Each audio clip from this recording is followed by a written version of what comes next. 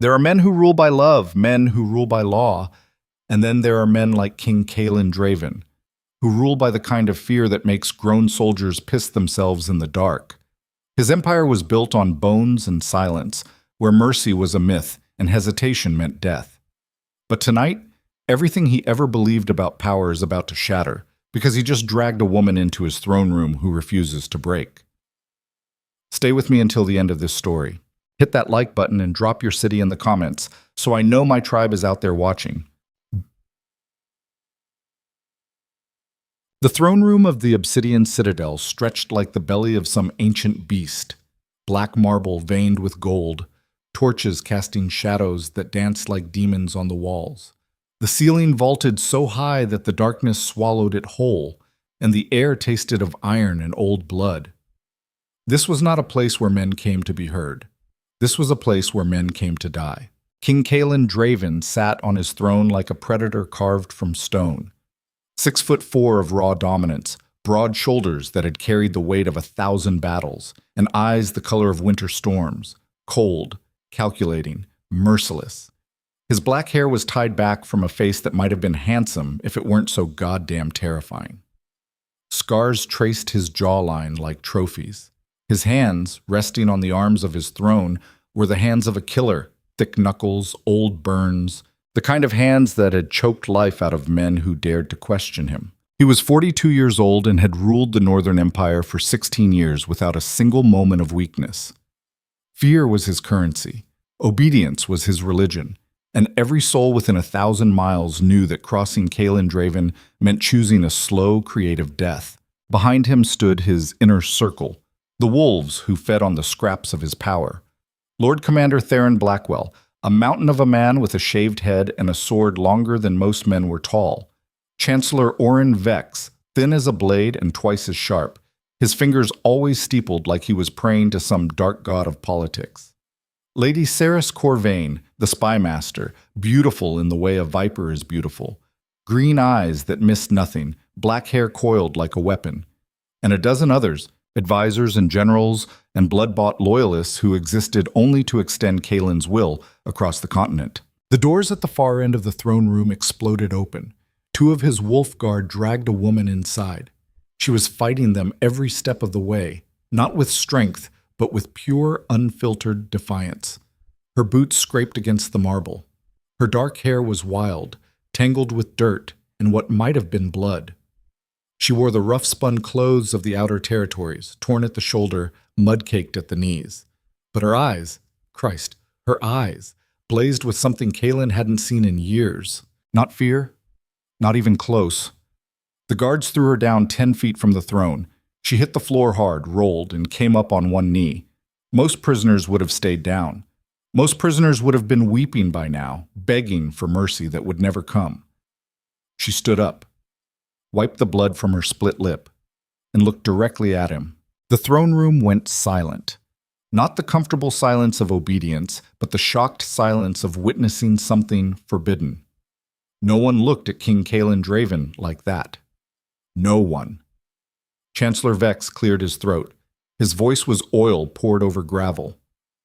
Your Majesty, this is the insurgent from the Ashfall Reach. She was found leading a raid on one of your grain stores. 17 of your soldiers are dead because of her. Kalen didn't move, didn't blink. He studied her the way a scientist studies a specimen, curious, detached, vaguely interested in how it might scream. 17, he said. His voice was low, controlled, the kind of voice that didn't need volume to make men tremble. That's ambitious. The woman said nothing, just kept staring at him with those fierce, unbroken eyes. They were the color of autumn leaves, gold and brown and fire all mixed together. Blood trickled from the corner of her mouth, but she didn't wipe it away this time. She wore it like war paint. What's your name? Kalen asked. Silence. Theron Blackwell stepped forward, his hand going to his sword. Answer your king, you filthy... Kalen raised one finger. Theron froze mid-sentence. The king's eyes never left the woman. I asked you a question, Kalen said quietly. The woman tilted her head. Lyra Hale. And I'm not filthy. I'm just covered in the blood of men who tried to stop me from feeding starving children. A ripple of shock went through the assembled court. Lady Saris actually gasped. Chancellor Vex's face went white, then red, then some color that didn't have a name. No one spoke to the king like that. No one. Kalen leaned forward slightly. The torchlight caught the scars on his face, made him look like something that had crawled out of a nightmare. You killed 17 of my soldiers to steal grain. I killed 17 of your thugs to take back what you stole first, Lyra shot back. Her voice was rough, like she'd been screaming, but it didn't waver. The Ashfall Reach is starving because you tax us into dust and then burn our fields when we can't pay. So yeah, I took your grain. I'd do it again tomorrow. Kalen sat back. He should have been furious. Any other day, any other prisoner, he would have had her flayed alive in the courtyard while the entire city watched. That was the price of defiance. That was the lesson that kept the Empire intact. But something was different tonight. Maybe it was the way she stood there, bleeding and defiant, refusing to kneel. Maybe it was the exhaustion creeping into the edges of his mind after 16 years of crushing rebellion after rebellion after rebellion. Or maybe it was something deeper, something he'd buried so far down he'd forgotten it existed. She reminded him of someone, himself, 20 years ago. Before the crown, before the killing became routine, Chancellor Vex stepped closer to the throne. Your Majesty, the punishment for treason is clear. Public execution at dawn. We'll make an example.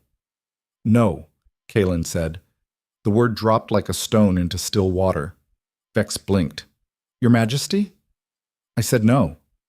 Kalen's eyes were still locked on Lyra.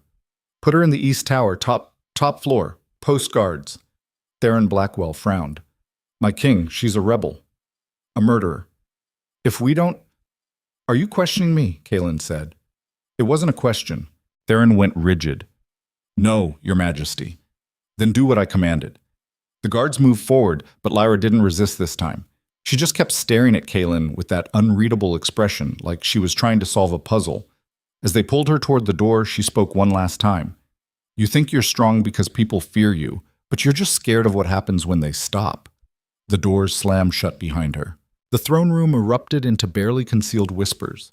Kalen could feel the eyes of his advisors on him, the calculations already spinning in their heads. This was a crack, a flaw, the first sign of weakness they'd seen in 16 years. Lady Saris glided forward, her voice silk and poison. My king, if I may... You may not, Kalen said. Court is dismissed. He stood and walked out through the side door, his boots echoing on the marble like a judge's gavel. Behind him, the whispers grew louder. The king's private chambers were a fortress within a fortress, stone walls thick enough to withstand a siege, windows that looked out over the sprawl of Obsidian City, a million souls packed into a maze of streets and towers, all of them bowing to the man who lived in the highest room of the highest tower.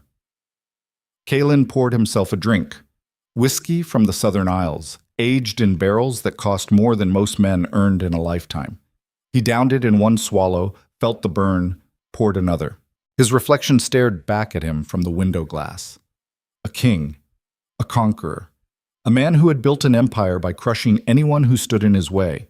And tonight, for the first time in 16 years, he'd hesitated. He thought about Lyra's words. You're just scared of what happens when they stop. Damn her. A knock at the door. Kalen didn't turn around. Enter. Theron Blackwell stepped inside, his massive frame filling the doorway. He closed the door carefully behind him. My king, I need to speak plainly. Then speak. That woman is dangerous, not because of what she's done, but because of what she represents. If the outer territories see that you've spared her, they'll see it as weakness. Rebellions will spread like wildfire. Kalen took another drink. And if I execute her? Theron hesitated. Then you send the message you've always sent. Defy the throne, and you die. Kalen turned to face his oldest friend, the man who'd stood beside him through every battle, every purge, every impossible decision. What do you think I should do? I think, Theron said slowly, that you already know what needs to be done. You've done it 100 times before. The question is why you're not doing it now. Kalen said nothing. Theron bowed stiffly. I'll double the guard on the East Tower. He left. Kalen stood alone in the silence, staring out at his empire. 1,000,000 people, 1,000 miles of conquered land, cities that sent tribute every month just to avoid his wrath. All of it built on one simple rule: never show weakness, and tonight he'd broken it. Thoughts. 3 floors below, in a forgotten corner of the Citadel's library, Lady Ceres Corvain sat across from Chancellor Vex. A single candle burned between them, casting their faces in shadow. "He's compromised," Vex whispered. Ceres nodded slowly. "I've been watching him for months. The hesitation, the second-guessing. But tonight was different. Tonight was personal." "She's nobody," Vex said. "A rebel from a forgotten territory. Why would he—" "Because she's the first person in 16 years to tell him the truth," Ceres interrupted. "And he knows it. Deep down, he knows his empire is fracturing. The taxes are bleeding the territories dry. The rebellions are getting larger, better organized. He's been holding everything together through sheer force of will, but will only last so long." Vex leaned back, his thin fingers drumming on the armrest. "If he's weakening, we need to move carefully. The nobility still fears him. The army is loyal. If we push too hard—" "Then we don't push," Ceres said. "We wait. We watch. And when the moment comes, we'll be ready." Vex smiled. It was not a pleasant smile. "And the girl?" "Keep her alive," Ceres said. "For now, she's more useful to us as a symbol, proof that the king's judgment is failing." They sat in silence for a moment, 2 predators planning the death of a larger predator. Finally, Vex stood. "Long live the king," Ceres echoed him, her voice flat. "Long live the king." The East Tower was the oldest part of the Obsidian Citadel, built back when the Empire was just a cluster of warring clans. The stones were rough-hewn, the stairs narrow and winding. At the very top, in a room that was more prison than chamber, Lyra Hale sat on the edge of a hard wooden bed. Her ribs ached where the guards had kicked her. Her wrists were raw from the ropes they'd used during the interrogation. But she was alive. And more importantly, she was thinking. Why hadn't he killed her? She'd seen men like Kalen Draven before. Warlords, tyrants, men who ruled through fear and violence and never ever showed mercy. She'd expected to die the moment they dragged her into that throne room. But instead, he'd looked at her. Really looked at her. Like he was seeing something he'd lost a long time ago. Lyra stood and walked to the narrow window. Obsidian City spread out below her, a maze of torchlight and shadow. Somewhere down there, children were starving. Families were being torn apart by taxes they couldn't pay. Soldiers were burning homes because some farmer couldn't meet his quota.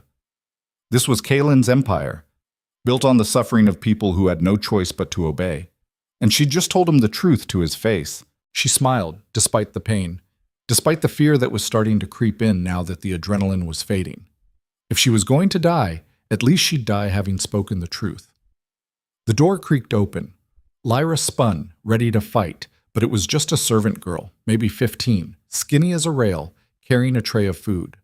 The girl set it down without meeting Lyra's eyes, hurried toward the door. "Wait," Lyra said. The girl froze. "What's your name?"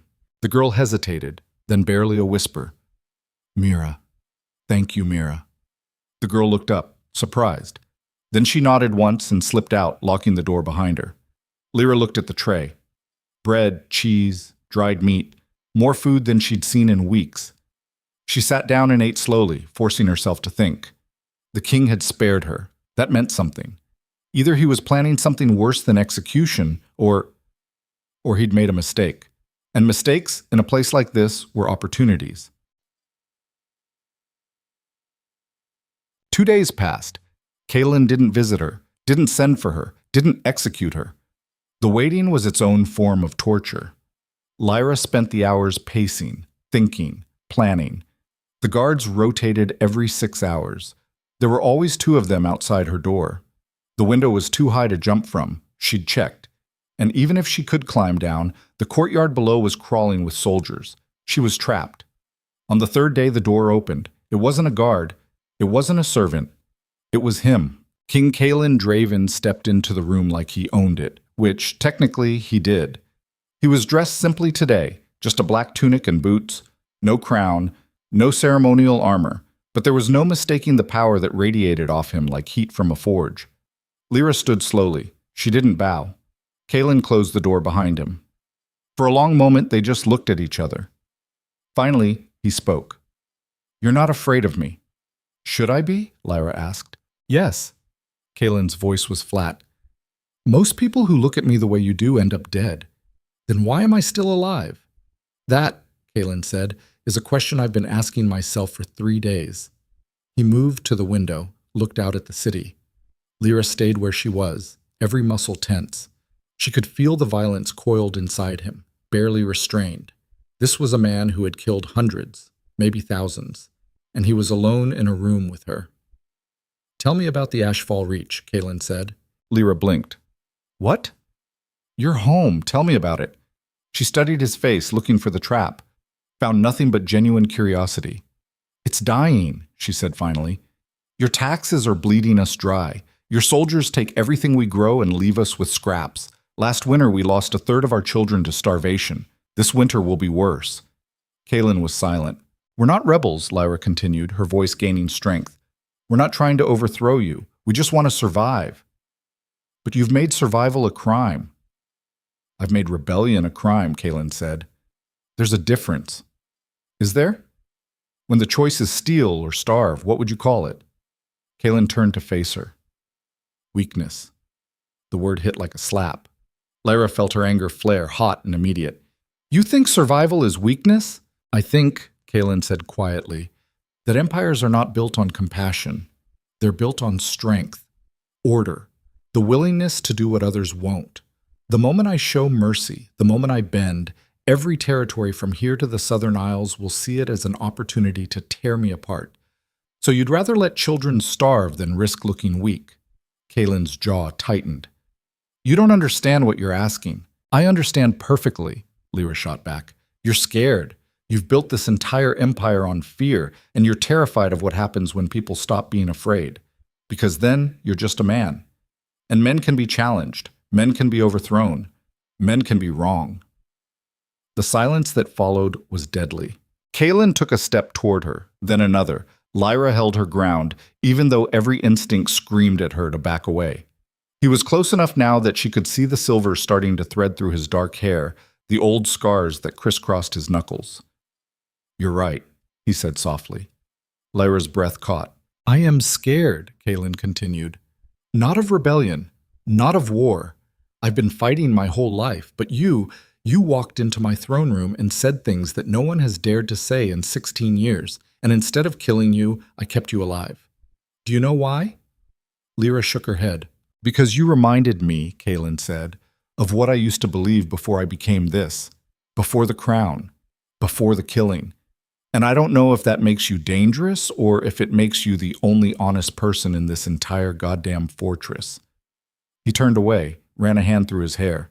The gesture was so human, so unguarded, that Lyra almost felt sorry for him. Almost. "What do you want from me?" she asked. Kalen laughed. It was a bitter sound. "I don't know. Maybe I just wanted to see if you'd keep telling me the truth." "Always," Lyra said. He looked at her. "Even if it gets you killed, especially then." Something shifted in Kalen's expression. For just a moment, the mask of the tyrant king slipped, and Lyra saw the man underneath, tired, lonely, trapped in a role he could never escape. Then the mask was back. "You'll stay here," Kalen said, "under guard. But you won't be harmed. And then what?" "And then," Kalen said as he moved toward the door, "we'll see if truth is stronger than fear." He left. Lyra stood alone in the room, her heart pounding, her mind racing. She'd just had a conversation with the most dangerous man in the empire, and he'd listened. What? The whispers started immediately. Within hours, every servant, every guard, every noble in the Obsidian Citadel knew that the king had visited the rebel prisoner alone, that he'd spent nearly an hour in her chambers, that when he emerged, he'd looked different, troubled. In the council chambers, Chancellor Vex called an emergency meeting. "This cannot stand," he declared, his voice sharp with barely concealed rage. "The king has met privately with a known insurgent, a woman who murdered 17 of our soldiers, and he's keeping her alive like some kind of pet." Lord Commander Theron stood near the window, arms crossed. The king's decisions are his own. His decisions affect all of us, Lady Cerys interjected smoothly. If the territories see that he's softening, that he's willing to entertain the complaints of rebels, it will embolden every malcontent from here to the frozen wastes. Vex nodded eagerly. We must act. For the good of the Empire. Theron's eyes narrowed. What are you suggesting? I'm suggesting, Vex said carefully, that perhaps the king is not in a position to make clear judgments at the moment. Perhaps he needs guidance. Guidance, Theron repeated. His hand drifted to his sword. That sounds an awful lot like treason, Chancellor. It's not treason to protect the Empire from its own ruler when that ruler has lost his way, Cerys said. Her green eyes were cold. We all serve the throne, but the throne is an idea, not a man. And if the man is failing— Enough, Theron said. His voice was like a whip crack. I've stood beside Kaelin Draven for 20 years. I've watched him build this empire from blood and ash, and I'll be damned if I sit here and listen to you vultures plot against him. We're not plotting, Vex said. We're planning for the inevitable. Theron stared at them for a long moment. Then he turned and walked out, his boots echoing in the stone corridor. Cerys and Vex exchanged a look. He'll tell the king, Vex said. Let him, Cerys replied. It won't matter. The damage is already done. Every hour that woman stays alive is another hour that Kaelin looks weak. And weakness, in this empire, is fatal. 5. That night, Lyra woke to the sound of screaming. She bolted upright, heart hammering. The screaming was coming from somewhere below, raw, agonized, the sound of someone being broken. Then it stopped. Silence rushed back in, thick and suffocating. Lyra moved to the door, pressed her ear against the wood. She could hear the guards outside, muttering to each other. Who was that? Some noble who got caught embezzling, kings having him questioned. Christ, remind me never to piss off his majesty. Too late for that, the other guard laughed darkly. Lyra stepped back from the door. Her hands were shaking. This was the reality of Kaelin's empire. The screaming, the torture, the absolute ruthless elimination of anyone who threatened his power. And yet he'd spared her. Why? She thought about their conversation, the way he'd looked at her, the admission, quiet, almost ashamed, that she reminded him of who he used to be. There was a man buried under that armor of fear and violence, a man who'd once believed in something other than domination. But could that man be saved?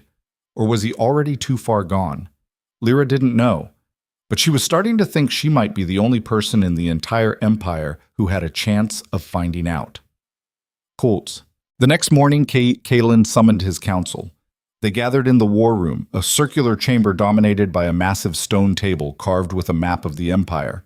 Territories were marked in different colors: red for secure, yellow for unstable, black for open rebellion. There was a lot of black spreading across the eastern provinces. Kaelin stood at the head of the table, his face unreadable. Chancellor Vex sat to his right, Lady Cerys to his left. Theron Blackwell stood behind him, a silent mountain of loyalty. The outer territories are in revolt, Kaelin said without preamble. The Ashfall Reach, the Iron Hills, the Thornwood, they're organizing, coordinating. And according to Lady Cerys' intelligence, they're being supplied by someone inside the capital. Cerys leaned forward. We have reason to believe it's a network of merchants and minor nobles who've grown tired of our taxation policies. They see profit in chaos. Then root them out, Kaelin said. Cut off the supply. Execute the leaders. Already in motion, Cerys replied smoothly. But my king, there's a larger issue. The rebellions are spreading because the people are desperate. Our current policies are what keep this empire intact, Vex interrupted. Your Majesty, if we reduce taxes, if we show leniency, we'll be seen as weak. Kaelin's eyes flicked to Vex. And if we continue as we are, we'll have full-scale civil war within the year. The room went silent. Theron spoke up. My king, what are you proposing? Kaelin's jaw tightened. I'm proposing that we consider adjustments, targeted relief for the hardest-hit territories, temporary reduction in grain taxes. Show the people that the throne can be merciful as well as strong. The council erupted. Vex shot to his feet. Merciful? Your Majesty, mercy is a luxury we cannot afford, and cruelty is a poison we've been drinking for too long, Kaelin snapped. Look at the map, Vex. Look at how much territory we're losing. Fear only works when people believe you're invincible. But we're not. We're spread thin, fighting on 6 fronts, and every week more soldiers desert because they're tired of killing starving farmers. Cerys's voice was silk over steel. My king, I understand your concerns, but changing course now will be seen as a direct result of that woman's influence. The one you've kept alive in the East Tower. Your enemies will use it as proof that you've been compromised. Kaelin's eyes went cold. Are you questioning my judgment, Lady Cerys? I'm protecting your legacy, she replied calmly. The tension in the room was suffocating. Finally, Kaelin spoke. I'll consider your counsel, but the final decision is mine. Dismissed. They filed out slowly, Vex and Cerys exchanging subtle glances. Theron remained. When they were alone, Kaelin sank into his chair. That went well. They're scared, Theron said. You're talking about changing the foundation of everything they've built their power on. Maybe that's the problem, Kaelin muttered. Maybe we've all been so focused on maintaining power that we forgot why we wanted it in the first place. Theron moved closer. Kaelin, I need to know, is this about strategy or is this about her? Kaelin looked up at his oldest friend. And if it's both, then you're playing a very dangerous game. I know. Theron sighed. I hope she's worth it. So do I, Kaelin said quietly. Gone. That afternoon, Kaelin visited Lyra again. This time, she was ready for him. She'd been pacing since dawn, rehearsing arguments, preparing for whatever test he was about to throw at her. But when he walked in, he just looked tired. He sat down on the wooden chair near the window, the same chair she'd been using, and rubbed his face.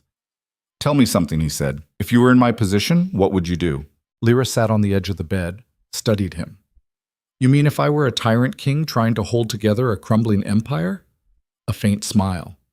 Something like that. I'd start by listening to the people I was trying to rule. I'm listening now. Are you? Lyra leaned forward. Because from where I'm sitting, it looks like you're surrounded by people who only tell you what you want to hear, or what keeps them in power. When was the last time someone told you the truth without fearing for their life? Kaelin met her eyes. 3 days ago. In this room. The silence stretched between them. Your council thinks I'm a bad influence, Lyra said.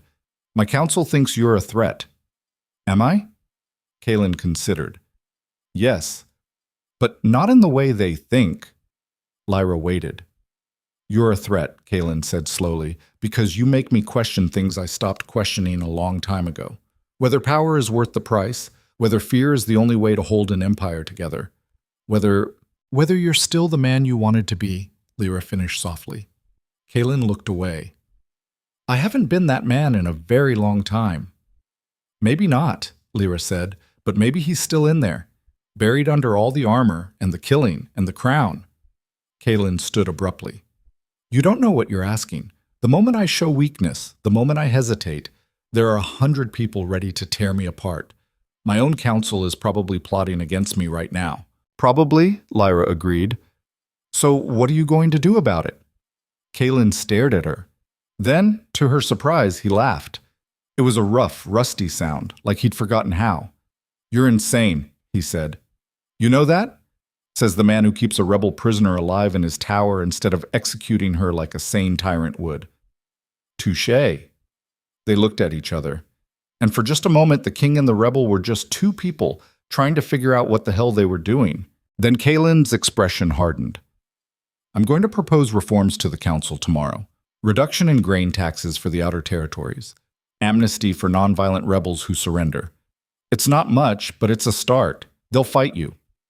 I know. They might try to remove you. I know that too. Then why? Because you're right, Kaelin said quietly. I've ruled through fear for 16 years, and all it's given me is an empire on the brink of collapse and a throne room full of people who hate me. Maybe it's time to try something different. Lyra felt something shift in her chest, something dangerous and unexpected. Hope. Be careful, she said. Hope can get you killed in a place like this. So can everything else, Kaelin replied. Might as well die trying to be better than I was. He moved toward the door, then paused. I'm assigning you a new guard. Someone I trust. Theron Blackwell. If anything happens to me, nothing's going to happen to you. If it does, Kaelin continued, he'll get you out of the city. Back to the Ashfall Reach. You'll be safe. I don't want to be safe, Lyra said. I want to help. Kaelin looked at her for a long moment. Then he nodded once and left. Lyra sat in the silence, her heart pounding. She just agreed to help a tyrant king become something better, and she had a feeling that decision was going to change everything. That night, in the shadows of the citadel, Chancellor Vex and Lady Ceres met with 3 other council members. All of them were nobles who'd grown rich under Kaelin's brutal rule. All of them had everything to lose if he started showing mercy. He's going to propose reforms tomorrow, Vex said. Tax reductions. Amnesty. He's going to dismantle everything we've built. Then we stop him, said Lord Marius Grant, a fat man with cold eyes. How? Ceres smiled. We don't need to kill him. Not yet. We just need to prove he's unfit to rule. And we have the perfect catalyst. The woman. Exactly, Ceres said. If the king is willing to spare a known rebel, to keep her close, to listen to her counsel, then he's clearly been compromised. We present the evidence to the full council, call for a vote of no confidence, force him to step down. And if he refuses? Asked Lady Helmoros, a thin woman with a voice like ice. Then we have no choice but to act, Vex said, for the good of the Empire. They all looked at each other. The unspoken agreement hung in the air like smoke. Treason was being born in the shadows, and tomorrow it would step into the light. Lyra couldn't sleep. She stood at the window looking out at Obsidian City. Somewhere down there, Kaelin was preparing to fight his own council, to risk everything for a chance at something better. And she was the reason. The thought terrified her. She'd come here expecting to die. Instead, she'd somehow become the catalyst for a revolution inside the Empire itself. But revolutions were dangerous. They burned hot and fast and consumed everyone in their path, including the people who started them. Lyra pressed her forehead against the cold glass. Tomorrow, everything would change, and she had no idea if they'd survive it. At dawn, Kaelin stood in his chambers, staring at his reflection in the polished steel of his armor. This was the moment, the point of no return. He could back down, execute Lyra, crush the rebellions with even greater brutality, cement his power through fear and blood for another decade. Or he could step into the council chambers and try to save an empire that might already be too far gone.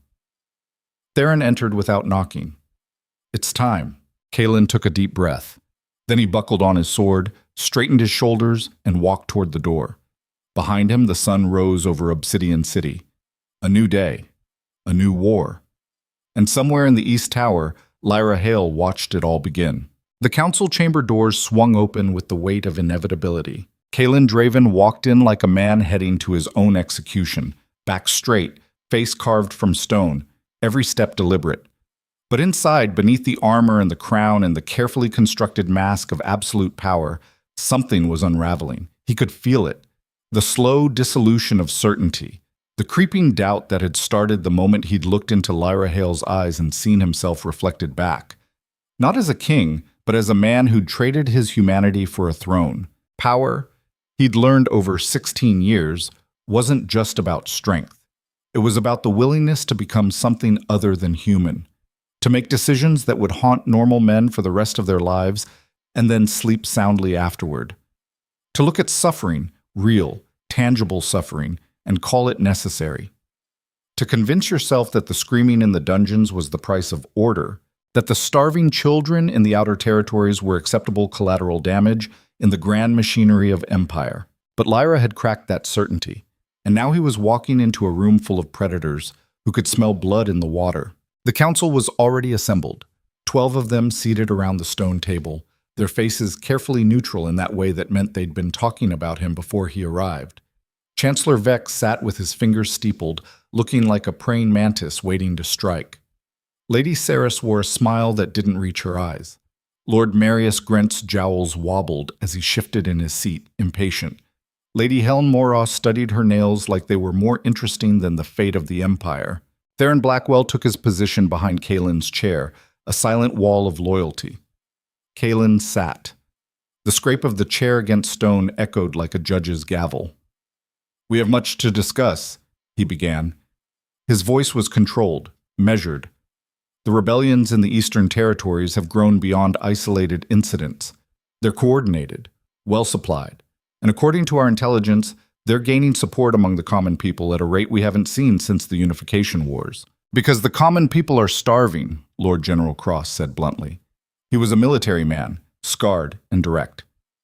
"They see our soldiers taking their grain while their children die.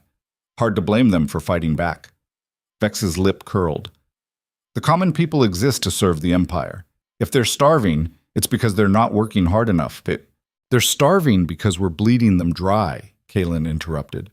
The words came out harder than he intended. "Our taxation system was designed for a time of expansion. But we're not expanding anymore. We're consolidating, and the current rates are unsustainable." The room went very quiet. "Your Majesty," Saris said carefully, "are you suggesting we reduce taxes?" "I'm suggesting we adjust them. Temporarily. Target relief for the territories most at risk of full revolt. Show the people that the throne can be reasonable." "Reasonable," Vex repeated. The word dripped with contempt. "Your Majesty, with all due respect, emperors are not reasonable. They are absolute. The moment we show flexibility, we show weakness. The moment we show inflexibility, we show blindness," Kalen shot back. "Look at the map. We're fighting on 6 fronts. We've lost 3 major cities in the last year alone. Our soldiers are deserting in record numbers because they're tired of slaughtering farmers. This isn't sustainable." "Then we crush the rebellions harder," Grant said. His fat fist hit the table. "Burn the Ashfall Reach to the ground. Make an example so brutal that no one dares to defy us for the next 100 years. Kalen felt something cold settle in his chest. And how many innocents die in that scenario? "As many as necessary," Grant replied. The casual brutality of it, the ease with which this man could advocate for mass murder, hit Kalen like a physical blow. He'd heard these arguments before. Hell, he'd made these arguments before. But hearing them now, after talking to Lyra, after seeing the exhaustion and defiance in her eyes, felt different. It felt monstrous. "No," Kalen said quietly. The room erupted. "Your Majesty, you can't be serious. This is madness. The precedent alone would—" "Enough," Kalen's voice cut through the chaos like a blade. "I am your king, and I have made my decision. We will implement targeted tax relief for the Ashfall Reach, the Iron Hills, and the Thornwood. We will offer amnesty to any rebel who surrenders within 30 days. And we will begin negotiations with the territorial governors to establish a more equitable system of tribute." Vex stood slowly. "Your Majesty, I must formally object. This decision is—" "Noted," Kalen said, "but final. And if the council disagrees?" The temperature in the room dropped 20 degrees. Kalen's eyes went flat and cold. And for just a moment, every person in that chamber remembered exactly why they'd feared him for 16 years. "Then the council can voice their concerns," Kalen said softly. "But they will obey. Is that clear?" Silence. "Is that clear?" Kalen repeated. One by one, they nodded. But Kalen could see it in their faces. The calculation, the resentment, the quiet fury. He'd just made enemies of half his council, and the worst part was he knew Lyra was right. He was scared, not of rebellion or war, but of this. The slow realization that everything he'd built might have been built on the wrong foundation, that the empire he'd bled for might be rotten at its core. "Meeting adjourned," Kalen said. They filed out slowly. Saris lingered near the door, her green eyes unreadable. Vex whispered something to Grant that made the fat lord's face go red. When they were gone, Theron closed the door. "Well," he said, "that went about as well as expected." Kalen slumped in his chair. "They're going to move against me." "Probably." Theron moved to the window, looked out at the training yards below. "The question is when and how." Kalen rubbed his face. "What would you do?" "If you were them?" "I'd wait," Theron said. "Let you implement your reforms. Let them fail, or appear to fail. Then I'd call a vote of no confidence and have you removed on the grounds of incompetence. Clean, legal, no blood on their hands." Kalen laughed bitterly. "You've thought about this." "I've been your shield for 20 years, Theron said. Part of that job is anticipating threats, even the ones that come from inside. Can we stop them? Theron was quiet for a long moment. Depends. How committed are you to this new path? Kaelin thought about Lyra, about the way she'd looked at him, not with fear, but with challenge, with the unspoken question, are you brave enough to be better than you are? I don't know, Kaelin admitted, but I know I can't keep doing what I've been doing. It's killing me, and it's killing the Empire. Then you'd better be ready, Theron said, because they're going to test you. And when they do, you'll have to decide what matters more, holding on to power or holding on to whatever's left of your soul. 3 floors above, Lyra paced her chamber like a caged wolf. She'd heard nothing since Kaelin left for the council meeting. No screaming, no executions, no sudden eruption of violence, just silence, which was somehow worse. The new guard outside her door was different from the others. Theron Blackwell had introduced himself with a curt nod and then taken up position like a statue. He didn't talk to the other guards, didn't make jokes, just stood there, radiating the kind of competence that came from decades of violence. Lyra had tried to talk to him once. He'd looked at her with eyes like chips of granite and said, "Save your breath. I'm here to keep you alive, not to be your friend." So she'd stopped trying. But now, hours later, she heard footsteps on the stairs. Multiple sets, moving fast. Lyra backed toward the window, her heart hammered. This was it. They were coming for her. The door crashed open, but it wasn't soldiers. It was a servant girl, Mira, the skinny 15-year-old who'd brought her food. She was breathing hard, her eyes wide with fear. "You have to leave," Mira gasped. "Now." Lyra blinked. "What?" "The council. They're planning something. I heard them talking in the lower halls. They're going to use you against the king, prove he's been compromised. They'll have you executed in the courtyard at dawn to force his hand." "Where's Theron?" "Gone. Called away by Commander Vex 10 minutes ago. It's a setup." Lyra's mind raced. "Why are you helping me?" Mira's jaw tightened. "Because I'm from the Ashfall Reach. My family died in the Winter Purge 2 years ago, and if you're the reason the king might actually change something, then you're worth saving." The door behind them swung wider. 2 more servants stepped in, both young, both carrying crude weapons. A kitchen knife, a club made from a chair leg. "We're getting you out," one of them said. "There's a servant's passage that leads to the lower city. We can have you outside the walls in an hour." Lyra looked at these kids, because that's what they were, just kids, risking their lives for her, for the idea that something might change. "No," she said. They stared at her. "If I run, the king loses," Lyra continued. "They'll use it as proof that he was foolish to trust me, that rebels can't be reasoned with, and any chance of reform dies with me." "Then what do you want to do?" Mira asked. "I want to talk to Kaelin. He's in the council chambers. You'll never get there without being caught." Lyra smiled grimly. "Then I guess we'd better move fast." "This." Kaelin was still in the war room, studying the maps, when the door burst open. He spun, hand going to his sword, and froze. Lyra stood in the doorway, flanked by 3 terrified-looking servants. Her hair was wild, her eyes blazing, and she looked like she'd just fought her way through half the citadel. Which, apparently, she had. "What the hell are you doing here?" Kaelin demanded. "Saving your stubborn ass," Lyra shot back. "Your council is planning a coup. They're going to execute me at dawn to prove you're unfit to rule." Kaelin's blood went cold. "How do you know this?" "Because people talk around servants like they're invisible," one of the young men said. "And we heard Chancellor Vex giving orders to the executioner." Kaelin looked at Lyra. "You should have run. If what they're saying is true—" "I told you," Lyra interrupted. "I don't want to be safe. I want to help. And running would have destroyed everything you're trying to build." Kaelin stared at her. This woman, this rebel who should have been dead a week ago, had just risked execution to warn him, to protect him. No one had done that in years. Theron came through the door a moment later, looking furious. "I was ambushed by 3 guards on the stairs, held up just long enough for someone to get past me." He saw Lyra and stopped. "Ah, that's someone being you." "They're moving against us," Kaelin said. "All of them." "Not all," a voice said from the shadows. Lady Saris stepped into the light, but Kaelin's hand was already on his sword. Peace, she said, raising her hands. I'm not here to kill you. I'm here to offer you a choice. Kalen didn't lower his weapon. Speak. Saris moved to the table, looked at the maps. You're trying to change an empire that doesn't want to change, noble, foolish, and ultimately doomed. But I admire the attempt. Get to the point. The point, Saris said, is that Vex and his faction are planning to move tonight.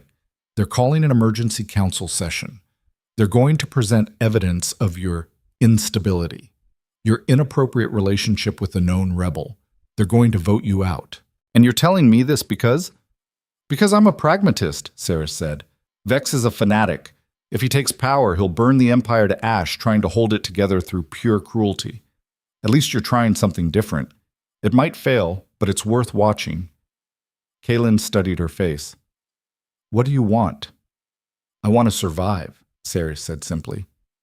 And I think my odds are better with you than with them. So I'm offering you information and an alliance. The spy master who's been working against me for months wants to be friends now? The spy master who's been watching all sides wants to be on the winning side, Saris corrected. And right now, I think that's you. Barely. Kalen looked at Theron. What do you think? I think she's a snake, Theron said flatly. But she's a smart snake, and we need smart right now. Kalen turned back to Saris. What's the evidence they're planning to use? Witness testimony from servants who claim to have seen you visiting the rebel multiple times. Alone. Documents showing you've been considering reforms specifically advocated by known insurgents. And they're going to execute the girl at dawn regardless of the vote. Make it look like you're too weak to protect your own interests. Lyra stepped forward. So we stopped them. How? Kalen asked. They control half the council and most of the palace guard. We give them what they want, Lyra said. A council session, tonight. But we control the narrative. Kalen frowned. What are you suggesting? I'm suggesting, Lyra said, that you stop hiding me like I'm your dirty secret. Bring me to the council. Let me speak. Let them see that I'm not some mindless rebel, but someone who's lived through the consequences of their policies. Make them defend their position instead of attacking yours. That's insane, Theron said. The moment you walk into that room, they'll have you arrested. Not if I'm there under the king's protection, Lyra countered. Not if he makes it clear that executing me means going through him first. Saris laughed. It was a sharp surprise sound. I'll be damned. She's right. You flip the script. Make them the ones who have to choose between peace and violence. Force them to either accept reform or admit they'd rather see the empire burn than lose power. Kalen looked at Lyra. This will put you in direct danger. I've been in danger since the moment I raided your grain stores, Lyra said.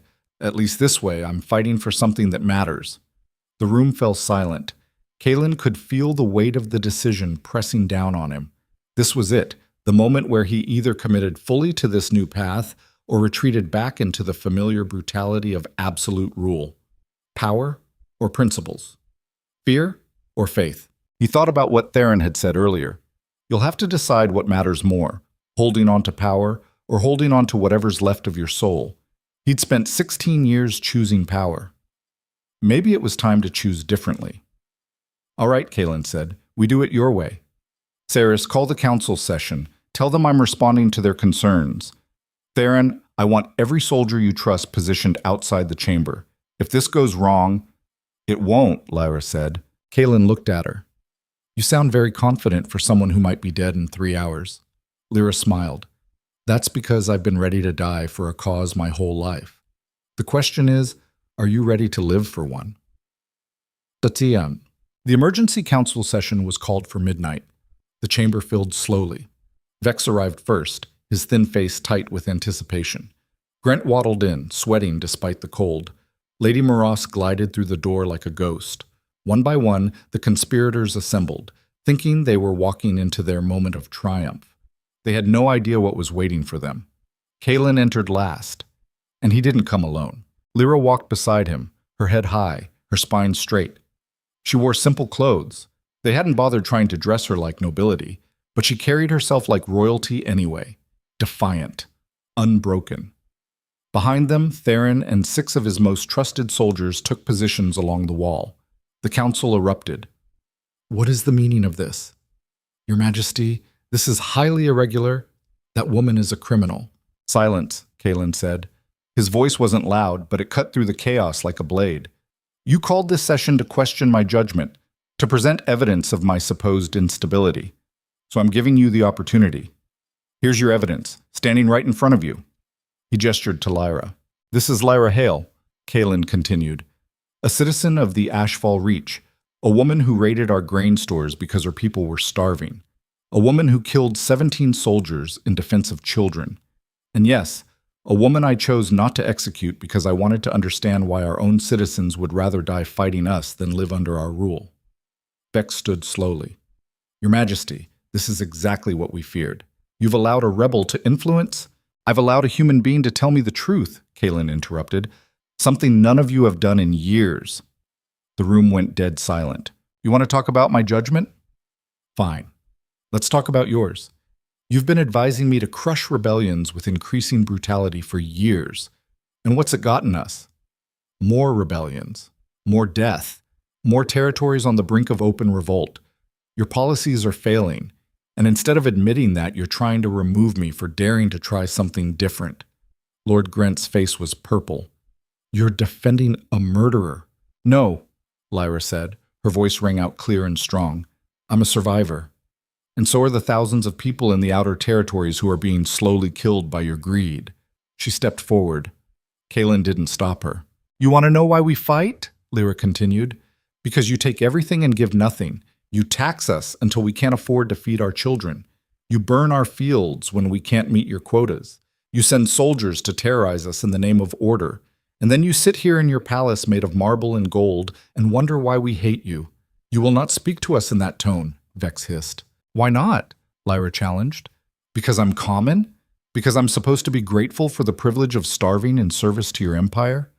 You've built a system that only works for people in this room, and you've convinced yourselves that anyone who suffers under it is weak or lazy or criminal. But the truth is, you're just terrified that if you give an inch, we'll take everything. The silence that followed was explosive. Sarah spoke up, her voice calm. The girl makes a valid point. Our taxation system was designed for conquest and expansion, but we're no longer expanding. We're trying to hold territory. And holding territory requires something conquest doesn't, loyalty. Loyalty is earned through strength, Moros said coldly. Strength without wisdom is just brutality, Kalen replied. And brutality breeds rebellion. I've seen it my entire reign. Every time we crush one uprising, two more spring up in its place. It's unsustainable. So you would have us negotiate with terrorists? Vex demanded. I would have us negotiate with our own people, Kalen said, before we lose them entirely. Grent slammed his fist on the table.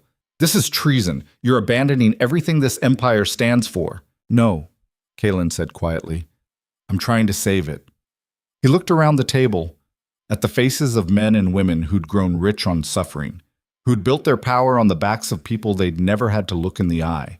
I'm proposing reforms, Kalen said. Real ones. Reduce taxation for the outer territories. Investment in infrastructure and food security. A council that includes representatives from the common people so we actually know what they need. An amnesty for any rebel who surrenders and swears loyalty. The council erupted again. But this time, Kalen noticed something. A few faces, not many but a few, looked thoughtful instead of furious. Lord Commander Cross nodded slowly. Lady Vane, a minor noble who rarely spoke, was actually smiling. The empire was fracturing, right down the middle. Vex stood. His voice shook with rage. You're asking us to surrender everything we've built. I'm asking you to evolve, Kalen interrupted. Or die. Those are the choices. And if we refuse, then you'll be removed from the council, Kalen said flatly. I am still your king, and I will not allow this empire to collapse because you're too greedy and too cowardly to change. Vex's hand went to the knife at his belt. Theron moved instantly, his sword half drawn. The entire room held its breath. Vex looked at Kalen, then at Theron, then at the soldiers lining the wall. Slowly, he removed his hand from the knife, but the look in his eyes was pure murder. This isn't over, Vex said quietly. No, Kalen agreed. It's just beginning. The council session ended in chaos. Half the council stormed out. The other half stayed behind, arguing in tight clusters. Saris watched it all with a small smile, like she'd just won a bet. Kaelin and Lyra left together, Theron close behind. In the corridor outside, Lyra finally let out the breath she'd been holding. "I can't believe that worked." "It didn't," Kaelin said grimly. "We bought time. Maybe a day. Maybe less. But Vex and his faction aren't going to accept this. They'll move against us. Soon." "Then we move first," Lyra said. Kaelin looked at her. "What are you suggesting?" "I'm suggesting," Lyra said, "that you stop playing by their rules. They're planning a coup? Fine. Arrest them. Charge them with treason. Put them on trial in front of the whole city. Let people see what happens to nobles who put their own power above the empire." "That would be civil war," Theron said. "We're already in a civil war," Lyra countered. "It's just not official yet. At least this way you control the narrative." Kaelin ran a hand through his hair. "She's not wrong. She's insane," Theron muttered. "But she's not wrong." Kaelin looked at Lyra, really looked at her. This woman who'd come into his life a week ago and turned everything upside down, who'd challenged him, infuriated him, and somehow made him want to be better than he was. "Why are you doing this?" he asked quietly. "You could have run. You should have run. Why are you risking your life for an empire that's only ever hurt you?" Lyra met his eyes. "Because you asked me what I would do if I were in your position. And the truth is, I'd probably fail. I'd probably make all the wrong choices and get everyone killed. But at least I'd try to do the right thing." She stepped closer. "You're a tyrant, Kaelin. You've done terrible things, but you're trying to change. And that's more than most people in your position would ever do. So yeah, I'm risking my life. Because if you succeed, it means my people might actually survive. And if you fail," she shrugged, "at least I'll die fighting for something that matters." Kaelin felt something crack open in his chest, something he'd thought was dead. Hope. Real hope. "Come with me," he said. "Where?" "Somewhere away from this madness. Just for an hour." Lyra raised an eyebrow. "Is this the part where you seduce me in your tower?" Kaelin actually smiled. "If I wanted to seduce you, I'd do a much better job than this." He led her up through the citadel, Theron following at a discreet distance, higher and higher, until they reached a door Lyra hadn't seen before. Kaelin pushed it open. They stepped out onto the roof of the obsidian citadel. The entire city spread out below them, 1,000 lights burning in the darkness. The mountains rose in the distance like sleeping giants. The stars overhead were so bright they looked close enough to touch. Lyra's breath caught. "I come up here sometimes," Kaelin said quietly, "when I need to remember why I'm doing all of this." "It's beautiful." "It's fragile," Kaelin corrected. "Every single one of those lights is a person who trusts that I'll keep them safe. Feed them. Protect them from the chaos outside our borders. And I've been so focused on maintaining control that I forgot they're not just subjects. They're people." He turned to face her. "You reminded me of that. And I don't know if I can fix everything that's broken. I don't even know if I'll survive the next week, but I know I can't go back to what I was." Lyra looked at him. Really looked at him. Not as a king or a tyrant, but as a man standing on a rooftop, terrified and determined and completely out of his depth. She reached out and took his hand. "Then don't go back," she said simply. "Go forward, and I'll go with you." Kaelin stared at their joined hands. When was the last time someone had touched him like this? Not with fear or obligation, but with genuine connection. He couldn't remember. "Lyra," he started. "Don't," she said. "Whatever you're about to say, don't. Because we both know this is temporary. We both know that when this is over, I'm going back to the Ashfall Reach and you're staying here. So let's just be here, right now, without thinking about tomorrow." Kaelin nodded slowly. They stood in silence, looking out at the city. Two people from completely different worlds standing together against the darkness. And for just a moment, the weight of the crown didn't feel quite so heavy. "Beat it!" Magka. Far below, in the depths of the citadel, Chancellor Vex met with his conspirators. "He's gone too far," Vex said. His voice was ice. "We gave him a chance to see reason. He chose the rebel whore instead." "Then we remove him," Grant said. "Tonight." "Not tonight," Saris said. She'd joined them after the council session, her loyalties shifting like sand. Too risky. Theron has loyalists everywhere. But tomorrow, Tomorrow there's a public address scheduled, Vex said slowly. The king is supposed to announce his reforms to the city. Thousands of people in the courtyard. And accidents happen in crowds, Moros finished. They all looked at each other. Treason was no longer a possibility. It was a plan. On the roof, Kalen felt a sudden chill. He looked at Lyra. We should go. It's not safe up here. Nowhere's safe anymore, Lyra said. But yeah, let's go. They headed for the door. But before they reached it, Kalen stopped. Lyra, if something happens to me tomorrow, nothing's going to happen.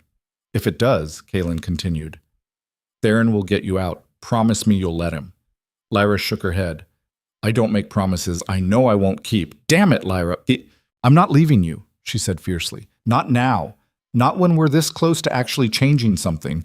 So you can either accept that I'm staying, or you can lock me in the tower again. Your choice. Kalen stared at her. This impossible, infuriating, courageous woman who'd somehow become the most important person in his life in less than a week. You're going to get us both killed, he said. Probably, Lyra agreed, but at least we'll die standing up. She walked through the door. Kalen followed, a smile tugging at his lips despite everything. Theron fell into step beside him. You're in love with her. It wasn't a question. Kalen didn't answer, but he didn't deny it either. And Theron, who'd known him for 20 years, saw the truth written all over his face. Tomorrow's going to be hell, Theron said quietly. I know, and you're still going through with it. I have to. Theron nodded. Then I'll be right beside you, like always. They walked down through the citadel, heading toward whatever tomorrow would bring. Behind them, the stars watched in silence, and the Empire held its breath, teetering on the edge of revolution. Bun. Dawn came too fast. Kalen stood in his chambers strapping on his armor. Real armor this time, not the ceremonial kind. Steel plate that had saved his life a dozen times. The weight of it was familiar, comforting. Theron appeared in the doorway. The courtyard's filling up, 10,000 people at least, maybe more. Good, Kalen said. Let them see what I'm about to do. Lyra wants to stand with you on the platform. Absolutely not. I already told her you'd say that, she said, and I quote, he can either accept it, or I'll climb up there myself and make a scene. Kalen closed his eyes. Stubborn woman. You have no idea, Theron said with a rare smile. Outside, the city was waking. Bells rang across Obsidian City, calling people to the courtyard for the king's address. Merchants closed their shops, workers left their posts. Everyone wanted to hear what the tyrant king would say. No one knew they were about to witness history, or bloodshed, or both. Kalen walked to the window one last time, looked out at his empire. This was it, the point of no return. He could still back down, cancel the reforms, execute Lyra in the courtyard to prove his strength, return to the familiar brutality that had kept him alive for 16 years. But if he did that, he'd be exactly what Lyra had accused him of being, a coward hiding behind a crown. And he was done being that man. Kalen turned to Theron. Let's go make history. Or die trying, Theron added. Or that. They walked out together, and behind them, in the shadows of the citadel, assassins checked their blades and waited for the signal. The courtyard of the Obsidian Citadel had never held this many people. 10,000 souls packed shoulder to shoulder, maybe more. Workers in rough-spun wool, merchants in their finer silks, soldiers in formation along the perimeter, street vendors who'd abandoned their carts just to witness this moment, children perched on their fathers' shoulders, old women clutching prayer stones. The entire city had turned out to hear their king speak, and every single one of them could feel that something fundamental was about to shift. Power, Kalen had learned over 16 years of absolute rule, was not just about force, it was about perception. About the carefully constructed illusion that the man on the throne was somehow different from the men below. Stronger, wiser, untouchable. The moment that illusion cracked, the moment people saw the king as just another man with doubts and weaknesses and fears, the entire structure began to collapse. He was about to shatter that illusion deliberately, and he had no idea if the empire would survive it. The platform stood 30 feet above the crowd, wooden beams reinforced with iron, draped in the black and gold banners of the Northern Empire. Kalen climbed the steps slowly, each footfall deliberate. He wore his battle armor today, scarred steel that had seen 100 fights. No ceremonial gold, no crown, just the tools of a warrior king. Behind him came Theron, hand resting on his sword hilt, eyes scanning the crowd with the paranoia of a man who'd survived 2 assassination attempts. And beside Kalen, refusing to be left behind despite every logical argument, walked Lyra Hale. She wore simple clothes still. They'd offered her noble garments, but she'd refused. And her presence on that platform was a statement louder than any speech. The king and the rebel. Standing together, the crowd erupted in whispers, then shouts. Some angry, some confused, some hopeful. Kalen reached the center of the platform, looked out at the sea of faces, took a breath that felt like swallowing broken glass. This was it. "People of Obsidian City," he began. His voice carried across the courtyard, amplified by the natural acoustics of the stone walls. "I stand before you today not as your conqueror, but as your servant." The crowd went silent. Those words, servant, had never left a king's mouth before. "For 16 years I have ruled this empire through strength and fear. I have crushed rebellions, executed traitors, taxed you to the edge of survival because I believed that order required sacrifice, that peace demanded brutality, that the only way to hold an empire together was through absolute, unquestionable power." He paused. Let the words settle. I was wrong. The courtyard exploded, shouts of disbelief, angry roars from the noble quarter, but also, and this was what mattered, sounds of shock and tentative hope from the common people. Kalen raised his hand. The noise died down. "Our empire is fracturing," he continued, "not because our enemies are strong, but because we have made enemies of our own people. We have bled the territories dry. We have punished poverty as if it were treason. We have built a system that benefits a few while the many suffer and starve. And when they dared to fight back, we called them rebels and killed them." He gestured to Lyra. "This woman is Lyra Hale. She raided our grain stores, killed 17 soldiers. By our laws, she should have been executed the moment she was captured. But instead, I chose to listen to her, to understand why our own citizens would rather die fighting than live under our rule." Lyra stepped forward. Her voice was steady, clear. "I am from the Ashfall Reach. Last winter we lost a third of our children to starvation. Not because we were lazy, not because we refused to work, but because the Empire took everything we grew and left us with nothing. When we couldn't pay your taxes, your soldiers burned our fields. When we begged for mercy, we were ignored. So we fought back, because survival is not a crime." The crowd was dead silent now, every eye locked on this small woman who dared to speak truth to absolute power. Kalen continued, "Today, I am announcing reforms. Effective immediately, grain taxes for the outer territories will be reduced by half. Any rebel who surrenders within 30 days will receive full amnesty. And I am establishing a citizen council, representatives from every territory who will have a voice in how this empire is governed." The silence shattered. Half the crowd erupted in cheers, the other half in outrage. But Kalen wasn't finished. "I know some of you will see this as weakness," he said, his voice cutting through the chaos. "You will think that compromise is surrender, that showing mercy makes me unfit to rule. But I tell you now, an empire built only on fear is already dying. It just hasn't fallen yet. If we do not change, we will not survive." He looked directly at the noble quarter, where he could see Chancellor Vex standing with his faction, their faces twisted with rage. "This empire belongs to all of us, not just the powerful. And if you cannot accept that, then you are free to challenge me. Here, now, in front of everyone." The challenge hung in the air like a blade. For a long moment, nothing happened.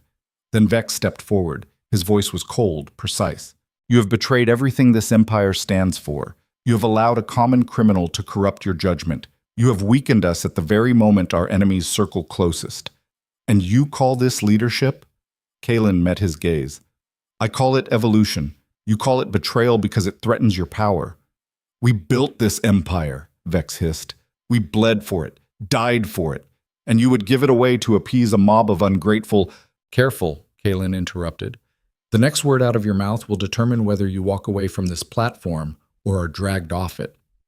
Vex's hand went to his belt, but before he could draw whatever weapon he'd hidden there, Theron's sword was at his throat.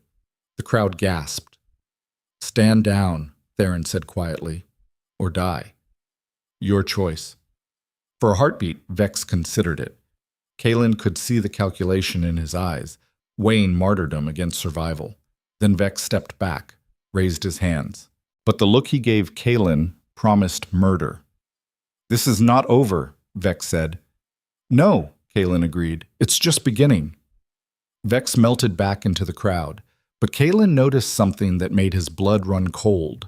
At least a third of the nobles followed him, and several officers in the palace guard exchanged glances that spoke of prior planning. The empire was splitting, right here, right now. Kaelin turned back to the crowd. "We stand at a crossroads. We can continue down the path of brutality and watch our empire tear itself apart. Or we can choose something better, harder, but worth fighting for. I have made my choice. Now you must make yours." He stepped back. The speech was over. The crowd erupted, some in celebration, some in fury. But everyone was talking, arguing, thinking, and that Kaelin knew was more dangerous than any rebellion. Because once people started thinking, they stopped simply obeying. Lyra touched his arm. "That was brave, that was reckless," Theron muttered. "And we need to get you off this platform, now." They descended the stairs. The crowd pressed in, reaching out to touch Kaelin's armor, to shout questions, to declare loyalty or hurl insults. The palace guard formed a wedge, pushing through, and then Kaelin saw it, a glint of steel in the crowd, 20 feet away, moving toward them with purpose. "Assassin!" he shouted. Theron spun. His sword flashed out, catching the attacker's blade mid-strike. The clash of steel rang across the courtyard. The crowd scattered, screaming. More attackers emerged from the chaos. 4 of them. 5. Professionals, not street thugs. They moved with the precision of trained killers. Kaelin drew his own sword, blocked a strike aimed at his throat, countered with a slash that opened his attacker's shoulder. Blood sprayed. The man stumbled back, but there were too many. And they weren't just targeting him, they were targeting Lyra. 2 assassins broke through Theron's defense, charging straight at her.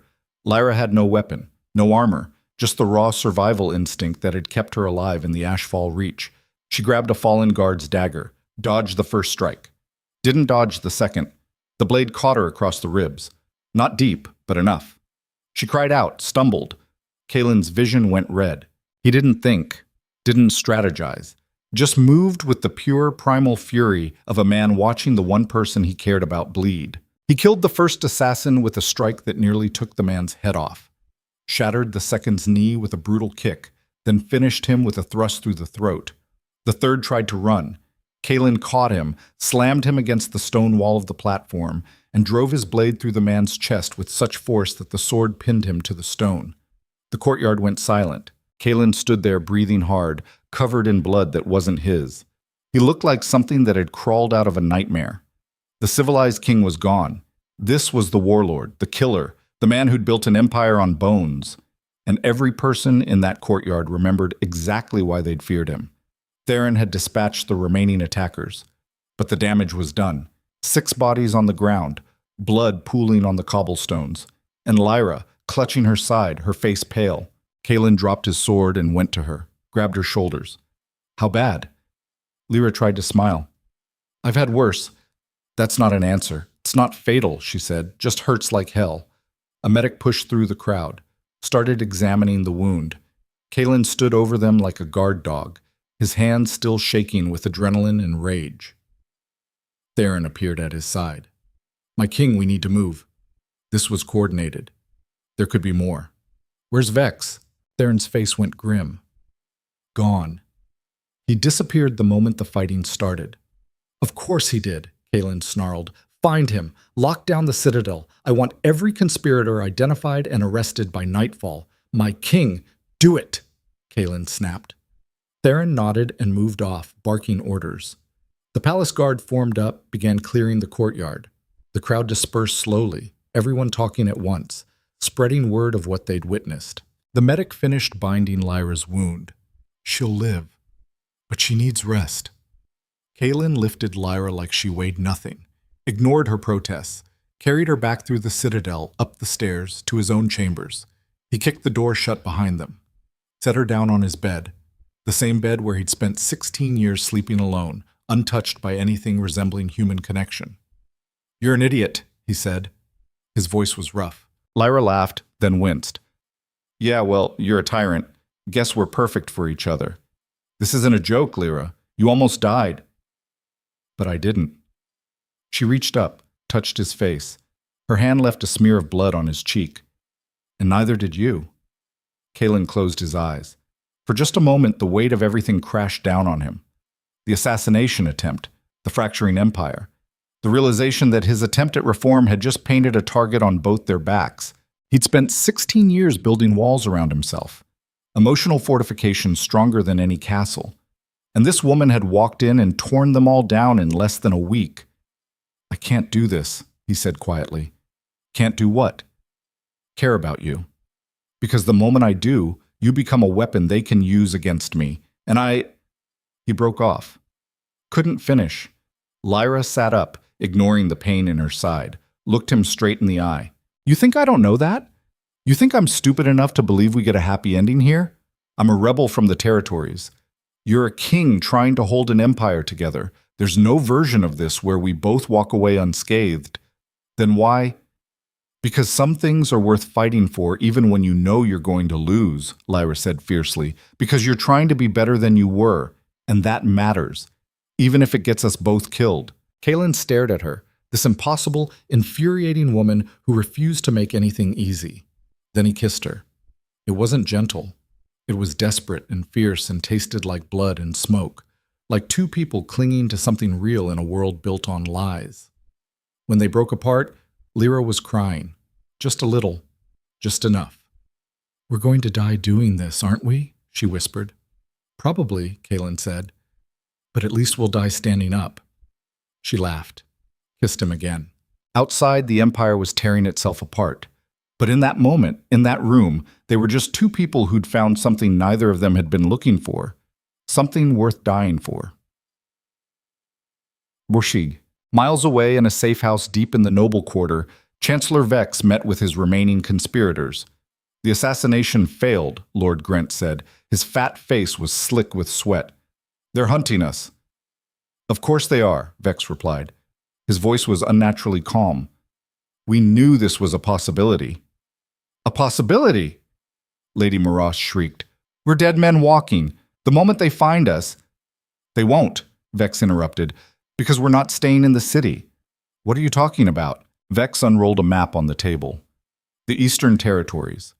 3 provinces on the brink of open revolt. All we need to do is push them over the edge." "How?" Grant demanded. "We tell them the truth," Vex said, "that their king has been compromised by a rebel whore, that he's planning to dismantle the empire from within, that if they don't act now, they'll lose everything they've bled for." "You're talking about civil war," Morass said. "I'm talking about saving this empire from a weak king who would rather appease his enemies than crush them," Vex shot back. "We have allies in the eastern provinces, military commanders who are loyal to the old ways.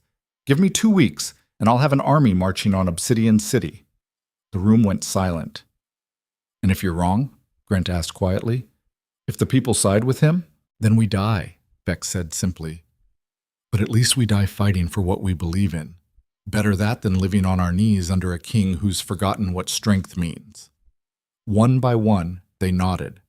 The conspiracy had failed, but the civil war had just begun. That.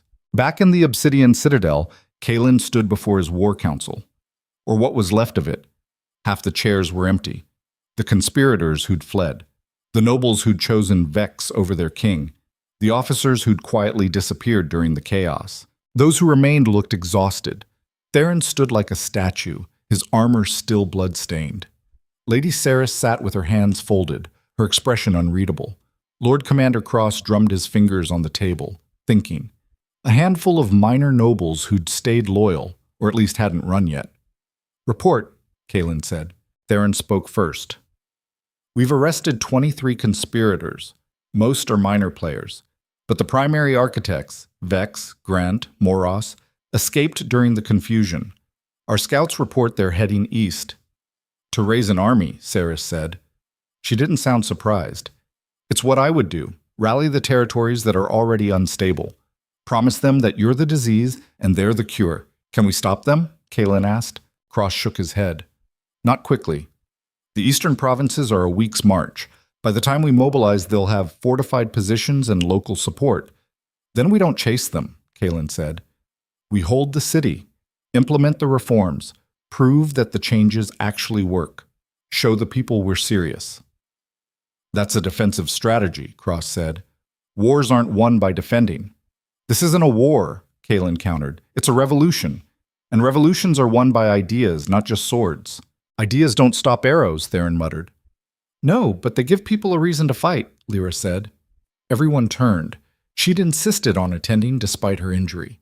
Now she stood in the doorway, bandaged but upright. You're supposed to be resting, Kalen said, and you're supposed to be winning a civil war. Guess we're both disappointing people today. Several council members actually smiled. Lyra moved to the table. Look, I'm not a military strategist, but I know the territories. I know what people there are thinking, and right now they're scared. Vex is going to tell them that you've gone soft, that you're betraying everything the Empire stands for. You need to counter that narrative. How? Saris asked. By proving him wrong, Lyra said. Implement the reforms immediately, not in a month, not after the war, now. Show people that you meant what you said, that this isn't just talk. That's insane, Grant. Wait, Cross corrected himself. One of the minor nobles spoke up. We're about to fight a civil war. This is the worst possible time to weaken our position. Or it's the best time to strengthen our support, Kalen said slowly. He looked at Lyra. You're right. We can't wait. If we do, we're just another tyrant making empty promises. He turned to the council. Effective immediately, grain taxes are reduced by half for all territories. Amnesty is granted to any rebel who surrenders, and I'm establishing a provisional citizen council with representatives from each province. My king, that's final, Kalen interrupted. Anyone who disagrees is free to leave, but I will not compromise on this. Silence. Then Cross stood, saluted. I'm with you. One by one, the others followed, even those who clearly thought it was madness, because that's what loyalty meant in this empire. Following your king even when you thought he was wrong. Theron was the last. He met Kalen's eyes. This is either brilliant or suicidal.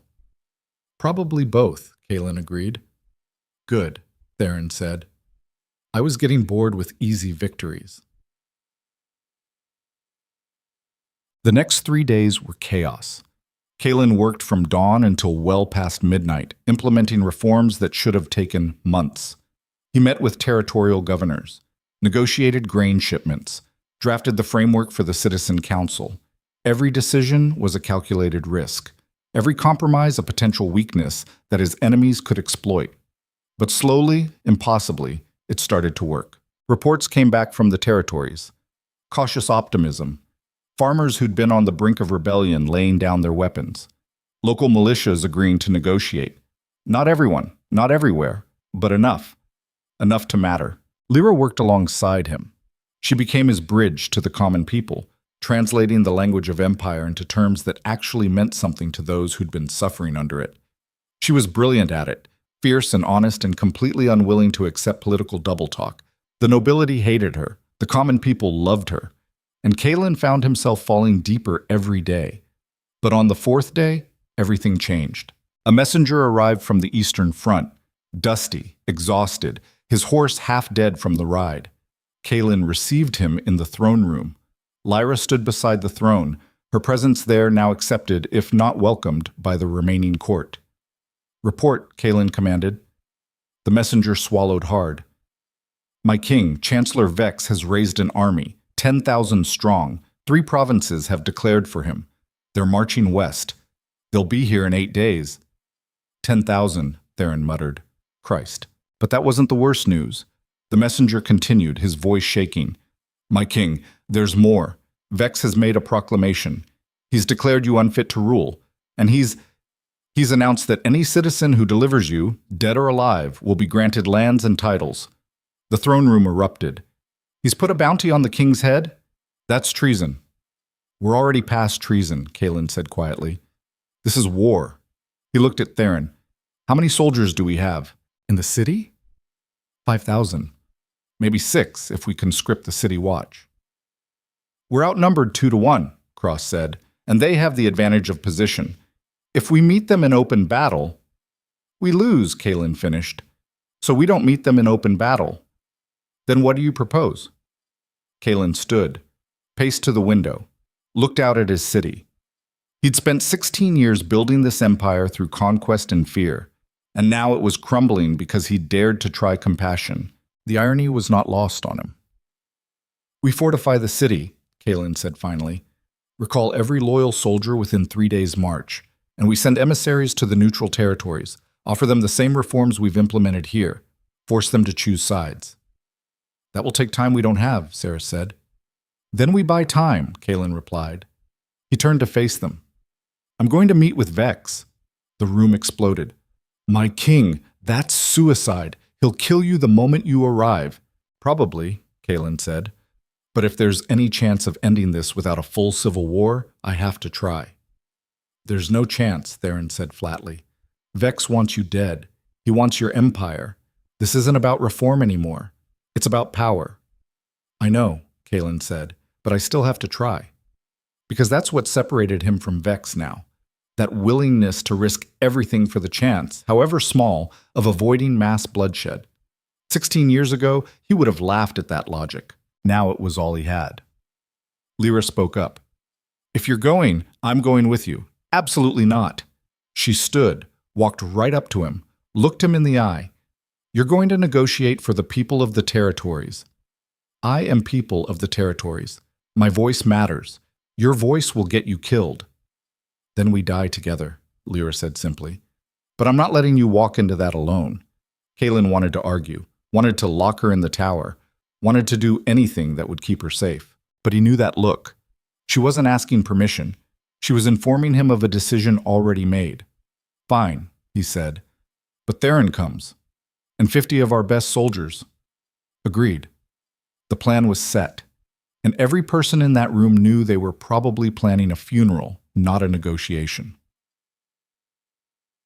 Quote, they rode out 2 days later. 50 soldiers in full armor. Theron at the front. Kalen and Lyra in the center. A white flag of parley snapping in the wind. The Eastern Army had stopped 8 miles outside the city, close enough to threaten, far enough to fortify. They'd set up camp on a hillside overlooking the main road, a tactical nightmare for anyone trying to assault them.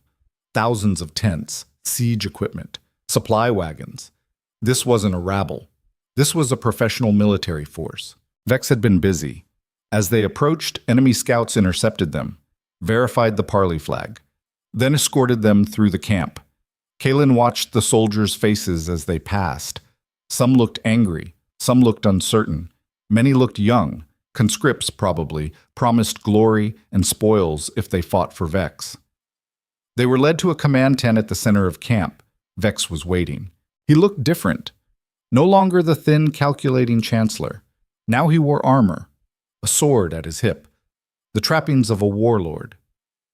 He smiled when Kalen entered. Your Majesty, how kind of you to come to me. Usually I have to travel to you. Kalen didn't sit. Neither did Lyra. You've raised an army against your king, Kalen said. That's treason. Surrender now, and I'll show mercy. Vex laughed. It was a cold, brittle sound. Mercy. From the man who built his empire on blood and fire. Forgive me if I don't find that credible. I've changed. Yes, you have. Vex stood, walked closer.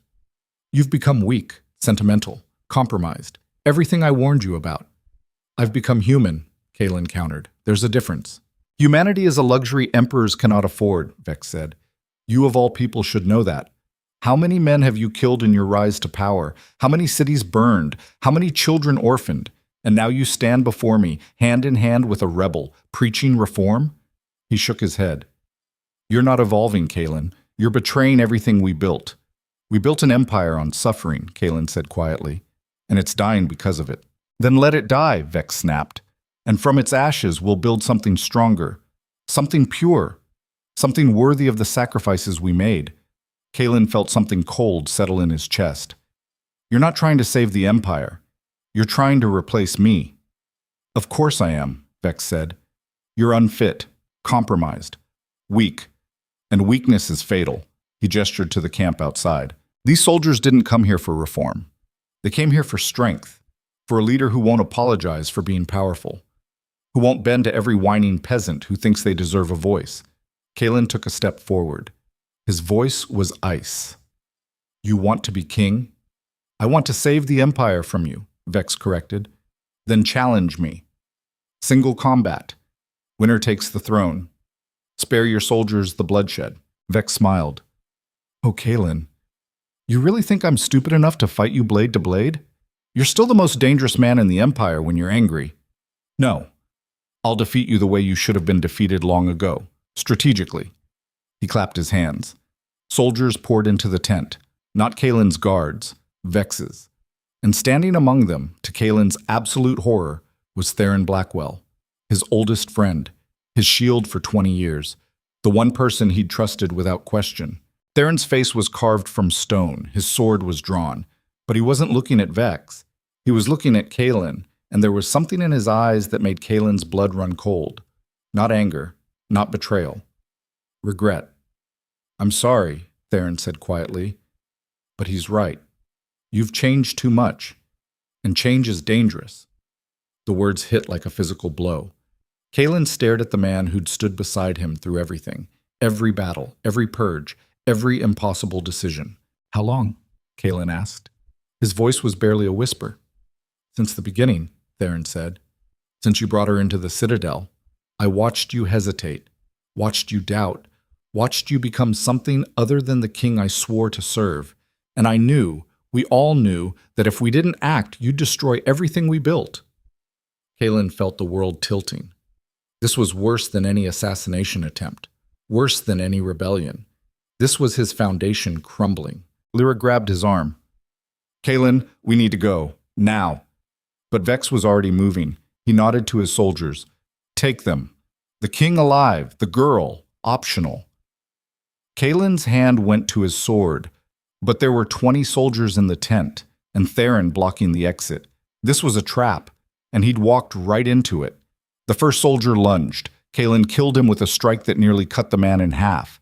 The second fell to a brutal slash across the throat, but there were too many. Lyra fought beside him, using a dagger she'd hidden in her boot. She was fast, vicious, but untrained in real combat. A soldier caught her arm, twisted. She screamed. Kalen roared, killed 3 more soldiers in a frenzy of pure rage.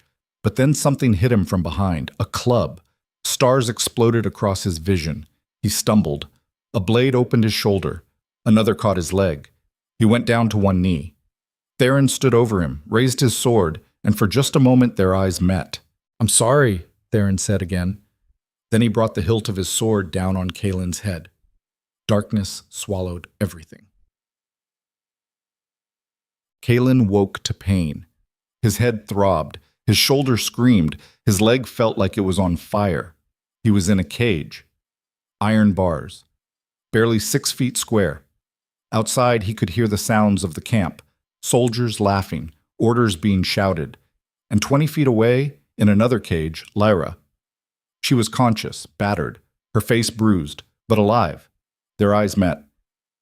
I'm sorry, Kalen whispered. I should have seen it coming. We both should have, Lyra said. Her voice was rough. Turns out trusting people gets you killed. Kalen laughed. It hurt. Yeah, lesson learned. A shadow fell across his cage. Vex stood there, smiling. Comfortable? He asked. Kalen said nothing. You're probably wondering what happens now, Vex continued. It's quite simple, really. Tomorrow, we march on Obsidian City. We'll take the Citadel with minimal resistance. Most of the guard is loyal to Theron, and Theron is loyal to the old Empire. You'll be executed publicly. A traitor who tried to dismantle everything we built. And Lyra? Vex glanced at her cage. The rebel. She dies too, but slower, as an example of what happens to those who corrupt their betters. Lyra spat at him. Vex wiped his face calmly. Such fire. It's almost a shame to waste it. He turned back to Kalen. Any last words? For posterity? Kalen looked at this man he'd once trusted. this advisor who'd helped him build an empire. And he realized something. Vex was right about one thing. Kalen had changed. He'd become something other than the tyrant who'd conquered the North through pure brutality. But that didn't make him weak. It made him dangerous in a different way. "You're going to lose," Kalen said quietly. Vex laughed. "I have an army. I have your closest ally. I have you in a cage. How exactly am I going to lose?" "Because you're still thinking like a conqueror," Kalen said, "and I'm thinking like a king." He leaned back against the bars. "You wanted to save the Empire from me. But the Empire isn't a thing you possess, Vex. It's a thing you earn. And the moment you put me in this cage, you proved you have no idea how to do that." Vex's smile faded. "Enjoy your victory," Kalen said. "It's going to be very short." Vex stared at him for a long moment. Then he turned and walked away. Lyra spoke up. "You have a plan?" "No," Kalen admitted, "but I needed him to think I did." She laughed despite everything. "You're insane." "Probably," Kalen agreed, "but I'm not done yet." They sat in silence as night fell over the camp. And somewhere in the darkness, Kalen began to plan. Not as a tyrant, not as a king, but as a man who'd lost everything and had nothing left to lose. Midnight in the cage tasted like blood and failure. Kalen sat with his back against the iron bars, every breath a reminder of broken ribs and betrayal. His shoulder throbbed where the blade had opened it. His leg was stiff with dried blood. But the physical pain was nothing compared to the wound in his chest, the one Theron had carved there with those 3 words. "I'm sorry. 20 years of brotherhood. 2 decades of fighting side by side, bleeding together, surviving the impossible. And it had all been a lie. Or worse, it had been real once. And then Kalen had changed, and Theron had chosen the Empire over the man. There was a brutal philosophy in that, a kind of loyalty so absolute that it transcended friendship. Theron had sworn to serve the throne, not the person sitting on it. And when the person had become something other than what the throne demanded, Theron had made his choice. Kalen understood it. That was the worst part. In another life, in the life he'd lived for 16 years, he would have made the same choice, would have put a blade through anyone who threatened the stability of the Empire, friend or not. But that man was dead now. And the man who remained had to figure out how to survive with nothing but broken trust and failing light. Across the narrow space between cages, Lyra watched him. Her face was bruised, one eye swollen nearly shut, but her gaze was clear, sharp, unbroken. "You're thinking too much," she said quietly. "I'm thinking just enough." "No, you're replaying it, the betrayal, wondering where you missed the signs." She shifted, winced. "Trust me, I know that look. I wore it for 6 months after my brother sold our village's location to the Empire's tax collectors." Kalen looked at her. "What happened to him?" Lyra's smile was cold as winter. "He didn't survive the following spring. Turns out betrayal doesn't pay well when everyone knows you're a traitor." The unspoken message hung between them. Theron had made his choice, and choices had consequences. A guard walked past their cages, torch in hand. Young kid, maybe 19, probably conscripted from some farming village with promises of glory and coin. He glanced at Kalen, then quickly looked away, like making eye contact with a caged king was dangerous. Smart kid. Kalen waited until the guard's footsteps faded. Then he tested the bars again. Solid iron. No rust. No weak points. Vex was thorough. He'd give him that. "We're not getting out through force," Lyra said. "I know. So what's the plan?" Kalen leaned his head back against the bars. There was a philosophy his first mentor had taught him, back when he was just another warlord carving out territory in the northern wastes. A man with nothing to lose is the most dangerous thing in the world, not because he's strong, but because he's already accepted death. And once you accept death, everything else becomes simple. Kalen had spent 16 years fighting to hold on to power, to maintain control, to keep death at arm's length through sheer dominance. But sitting here in this cage, stripped of army and allies and authority, he realized something. He had nothing left to lose, and that made him very, very dangerous. "The plan," Kalen said slowly, "is to remind everyone why they were afraid of me in the first place. Dawn came too fast and too red. The camp stirred to life with the organized chaos of an army preparing to march. Soldiers packed tents, horses were saddled, supply wagons loaded. Vex was moving on Obsidian City, and he was moving now. 2 guards appeared at Kalen's cage. One of them was older, scarred, professional. The other was the young kid from last night. "On your feet," the older guard said. "Chancellor wants you presentable for the march." Kalen stood slowly. Every muscle screamed. The wound on his shoulder had started seeping again, fresh blood darkening the torn fabric of his shirt. They opened the cage, pulled him out, chained his wrists in front of him, thick iron manacles connected by 2 feet of chain, just enough freedom to walk, not enough to fight. Across the way, they were doing the same to Lyra. She didn't resist, just watched everything with those calculating eyes, looking for the angle, the weakness, the opportunity. They were marched to the center of camp, where Vex waited on horseback. He looked every inch the conquering general, polished armor, a sword that probably cost more than a year's wages for a common soldier, a cape that snapped dramatically in the wind. Theatrical bastard. Theron stood beside him, also on horseback. He didn't look at Kalen, hadn't looked at him since the betrayal. Probably couldn't. Good, Kalen thought. Let him feel it. Let him carry that weight. Vex smiled down at his prisoners. A beautiful morning for a march, don't you think? The city will fall by nightfall, and by tomorrow, the Empire will be whole again. Under your rule, Kalen said flatly. Under proper rule, Vex corrected. Without sentiment. Without weakness. The way it was always meant to be. You think killing me makes you legitimate? I think executing a traitor restores order, Vex replied. And once the people see that strength has returned, they'll fall in line. They always do. He gestured to the guards. Put them in the supply wagon. I want them visible, but contained. Let the soldiers see what happens to those who compromise the Empire. The guards moved to comply. But as they grabbed Kalen's arm, he spoke, loud enough for the nearby soldiers to hear. Look at you, playing king, but you're just a chancellor who got greedy. These soldiers aren't following you because they believe in you. They're following because you promised them spoils. And the moment that promise rings hollow, they'll turn on you faster than Theron turned on me. Several soldiers within earshot shifted uncomfortably. Vex's smile faded. Careful, Kalen. Your tongue is the only freedom I've allowed you. Then let me use it. Kalen raised his voice, addressed the soldiers directly. You think this man cares about the Empire? He cares about power, his power. I was trying to reform a broken system, and he called it weakness. But ask yourselves, who benefits from the old ways? You, or the nobles who tax you into poverty and send you to die in their wars? Silence, Vex snapped. But the damage was done. Kalen could see it in the soldiers' faces. The doubt, the question. Because he was right, and they knew it. The old guard hit Kalen across the face with a gauntleted fist. His head snapped back. Blood filled his mouth. That's enough, the guard growled. But Kalen spat blood and smiled. Proved my point. They dragged him and Lyra to a supply wagon, chained them to the reinforced sides, left them there as the army formed up and began to march. The wagon lurched forward. Kalen braced himself against the movement, trying not to aggravate his wounds. Lyra leaned close. That was either brilliant or suicidal.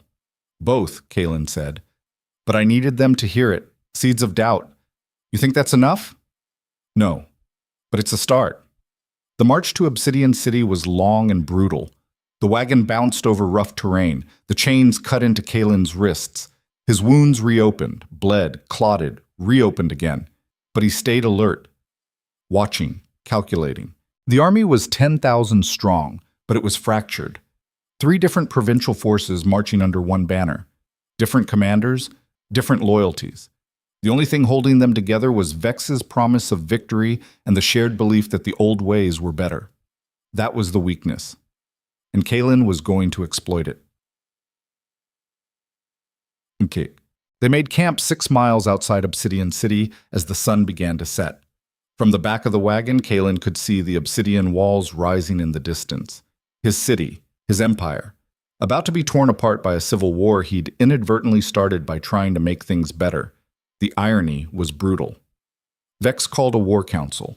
Kalen couldn't hear the details, but he could read the body language. Theron pointing at maps. Provincial commanders arguing, Vex gesturing sharply, asserting dominance. They were planning the assault. Tomorrow, probably. Hit the city fast and hard before reinforcements could arrive from the loyal territories. It was a good plan. Kalen needed a better one. Night fell. Guards rotated around the wagon. 4 of them now. Vex was taking no chances. But guards got bored.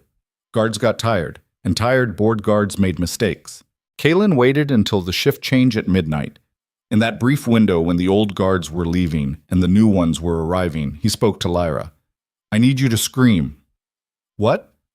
Scream, like you're dying. Make it convincing. Lyra stared at him. Then understanding dawned. She took a breath and screamed. It was a sound pulled from nightmares, raw, agonized, the kind of scream that made men's blood run cold. The guards spun, weapons drawn. What the hell? One of them ran to the wagon, peered inside, saw Lyra convulsing, her wound bleeding fresh. She's dying, Kalen said urgently. The wound's infected. If you don't get a medic, Vex is going to lose his leverage. The guard hesitated, looked at his companions. Get a medic, he snapped at the youngest one. Now.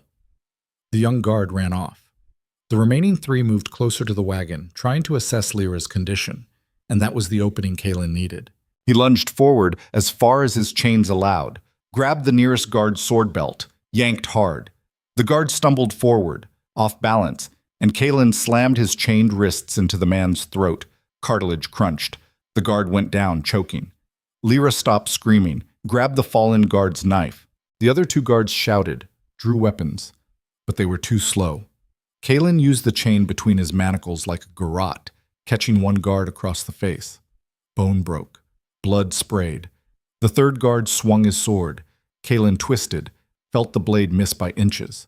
Then Lyra threw the knife. It wasn't a perfect throw, but it didn't need to be. The blade caught the guard in the shoulder. He staggered. Kalen kicked him in the knee. Something snapped. The guard went down screaming. Keys! Kalen hissed. Where are the keys? The choking guard pointed weakly at his belt. Kalen grabbed them, unlocked his manacles, then Lyra's. They were free, but they were also in the middle of an enemy camp with 10,000 soldiers between them and safety. Lyra grabbed a sword from one of the fallen guards. What now? Now, Kalen said, we do something incredibly stupid. He stripped the armor off the guard closest to his size, put it on over his blood-stained clothes. It didn't fit well, but in the dark, it would pass. Lyra did the same with the smallest guard's gear. We walk out, Kalen said. Straight through the camp, like we belong here. That's your plan? Walk out? You have a better one? Lyra grimaced. No. Let's go. They moved quickly, but not frantically. Panic drew attention. Confidence created invisibility. Kalen had learned that years ago in a dozen infiltrations and midnight raids. They passed tents, fires, soldiers drinking and gambling and sharpening weapons. No one looked twice at 2 more armored figures moving through the camp. But then someone shouted behind them, "The prisoners! They've escaped!" The camp erupted. So much for invisibility. Run, Kalen said. They ran. Soldiers poured out of tents, grabbed weapons. Kalen and Lyra sprinted toward the perimeter, but there were too many. Hands grabbed at them, blades flashed in the firelight. Kalen fought like a demon, killed 2 men with brutal efficiency, shattered a 3rd's jaw with his elbow, but his wounds were slowing him. Blood loss, exhaustion, the accumulated damage of captivity. Lyra fought beside him, her sword work raw but effective. She opened a soldier's throat, ducked under another swing, but she was tiring too. They weren't going to make it. Then horses thundered out of the darkness. 6 riders, armored, moving fast. They slammed into the pursuing soldiers like a battering ram. Steel clashed. Men screamed. Blood sprayed across the firelight. One rider pulled up beside Kalen, extended a hand. "My king, time to go." Kalen looked up. It was Lord Commander Cross, the military man from his council. And behind him, 5 of his most loyal cavalry officers. "How?" Questions later, Cross snapped. "Move." Kalen grabbed his hand, was hauled up behind him. Another rider pulled Lyra up. They wheeled their horses and charged through the camp. Soldiers scattered. Some tried to block them. Cross rode them down without hesitation. Behind them, Vex's voice roared across the camp. "Stop them! Kill them! I want their heads!" But they were already past the perimeter, horses at full gallop, eating up the distance between the camp and the city. Kalen held on, his body screaming, his mind racing. Cross had come for him. That meant someone in the city was still loyal, still fighting. There was still a chance. They rode through the night, changed horses at a hidden supply depot 3 miles from the city, kept moving. As they approached Obsidian City, Kalen saw the walls were manned. Torches burned every 20 feet. The gates were reinforced. The city was preparing for siege. Someone had taken command in his absence. They were challenged at the gate. Cross gave the countersign. The gate swung open. Inside, the city was transformed. Barricades in the streets, civilians armed with whatever weapons they could find. Soldiers everywhere, but not just palace guards. Common people wearing makeshift armor, carrying farming tools turned deadly. This wasn't just a military force. This was a revolution. Lady Saris met them in the courtyard. Her face was grim but determined. "Your Majesty, welcome back." "Report," Kalen said. His voice was rough. "The moment word came that you'd been captured, the city nearly tore itself apart," Saris said. "Half the guard fled to join Vex, but the other half stayed. And then something unexpected happened." "What?" "The common people armed themselves. They remembered your speech, the reforms. They decided you were worth fighting for." She gestured to the fortifications. "We have maybe 4,000 soldiers, another 2,000 armed civilians, against Vex's 10,000 professionals. We're outnumbered 2 to 1, Kalen said. "Yes, but we have the walls, and we have something Vex doesn't." "What's that?" "Belief." Kalen looked at this woman who'd once been his enemy, who'd switched sides multiple times, who was now standing with him at the end. "Why are you still here?" he asked quietly. Theris smiled. "Because you were right. An empire built on fear dies the moment the fear stops working. And I'd rather die building something better than live maintaining something rotten." Kalen nodded. "Then let's make sure we live instead." He turned to Cross. "Where's the council?" "War room. Waiting for you." "Good. Let's go to work." They moved through the citadel. Kalen's wound screamed with every step, but he didn't slow. Couldn't afford to. The war room was packed. Minor nobles who'd stayed loyal, officers who'd rejected Vex's coup. And standing in the back, a group of common people, farmers, merchants, workers, who'd somehow earned a place at the table. "The Provisional Citizen Council," Saris murmured. "Your reforms weren't just talk. We implemented them." Kalen felt something crack in his chest. Hope. Real, tangible hope. He moved to the head of the table. Everyone turned to face him. For a moment, no one spoke. They just stared at this bloodied, battered king who'd escaped execution and ridden through the night to stand before them. Then one of the farmers, an old man with calloused hands and sun-darkened skin, spoke up. "We're with you," he said simply. "All of us. To the end." Others echoed him, voices overlapping, pledging loyalty not to a crown or a title, but to a man who tried to be better than he was. Kalen had ruled through fear for 16 years, but this was different. This was something he'd never experienced. This was earned. "Thank you," he said. His voice was rough. "Now let's make sure we survive to build the empire we promised them." He looked at the map spread across the table. Vex's forces would arrive by dawn. They'd have siege equipment, superior numbers, professional soldiers. But Kalen had walls, and people willing to die for something that mattered. The battle would be brutal. Many wouldn't survive. But they had a chance. Dawn came like a blade. Kalen stood on the walls of Obsidian City, looking out at the army massed below. 10,000 soldiers in perfect formation, siege towers, battering rams, catapults, and at the front, mounted on a white horse, Chancellor Vex. Beside him, Theron Blackwell. Kalen's hand tightened on his sword. The wound on his shoulder throbbed, but he'd wrapped it tight and ignored the pain. Pain was temporary. Survival mattered. Lyra stood beside him. She'd refused to stay in the Citadel, insisted on fighting, Because that's who she was, stubborn and fierce and absolutely unwilling to hide. Vex's voice carried across the field, amplified by the morning stillness. King Kalen Draven, you have lost. Your army is fractured. Your closest ally has turned against you. Surrender now, and I will make your death quick. Kalen stepped to the edge of the wall, raised his voice. You want me? Come take me. The army below roared, a sound like thunder. Vex smiled. So be it. He raised his hand, dropped it. The siege began. Catapults fired. Massive stones arced through the air, slammed into the walls. Obsidian cracked. Defenders screamed. One section of wall collapsed, taking a dozen men with it. But the defenders fought back. Archers rained arrows down on the advancing troops. Civilians poured boiling oil from the ramparts. Soldiers held the breaches with desperate courage.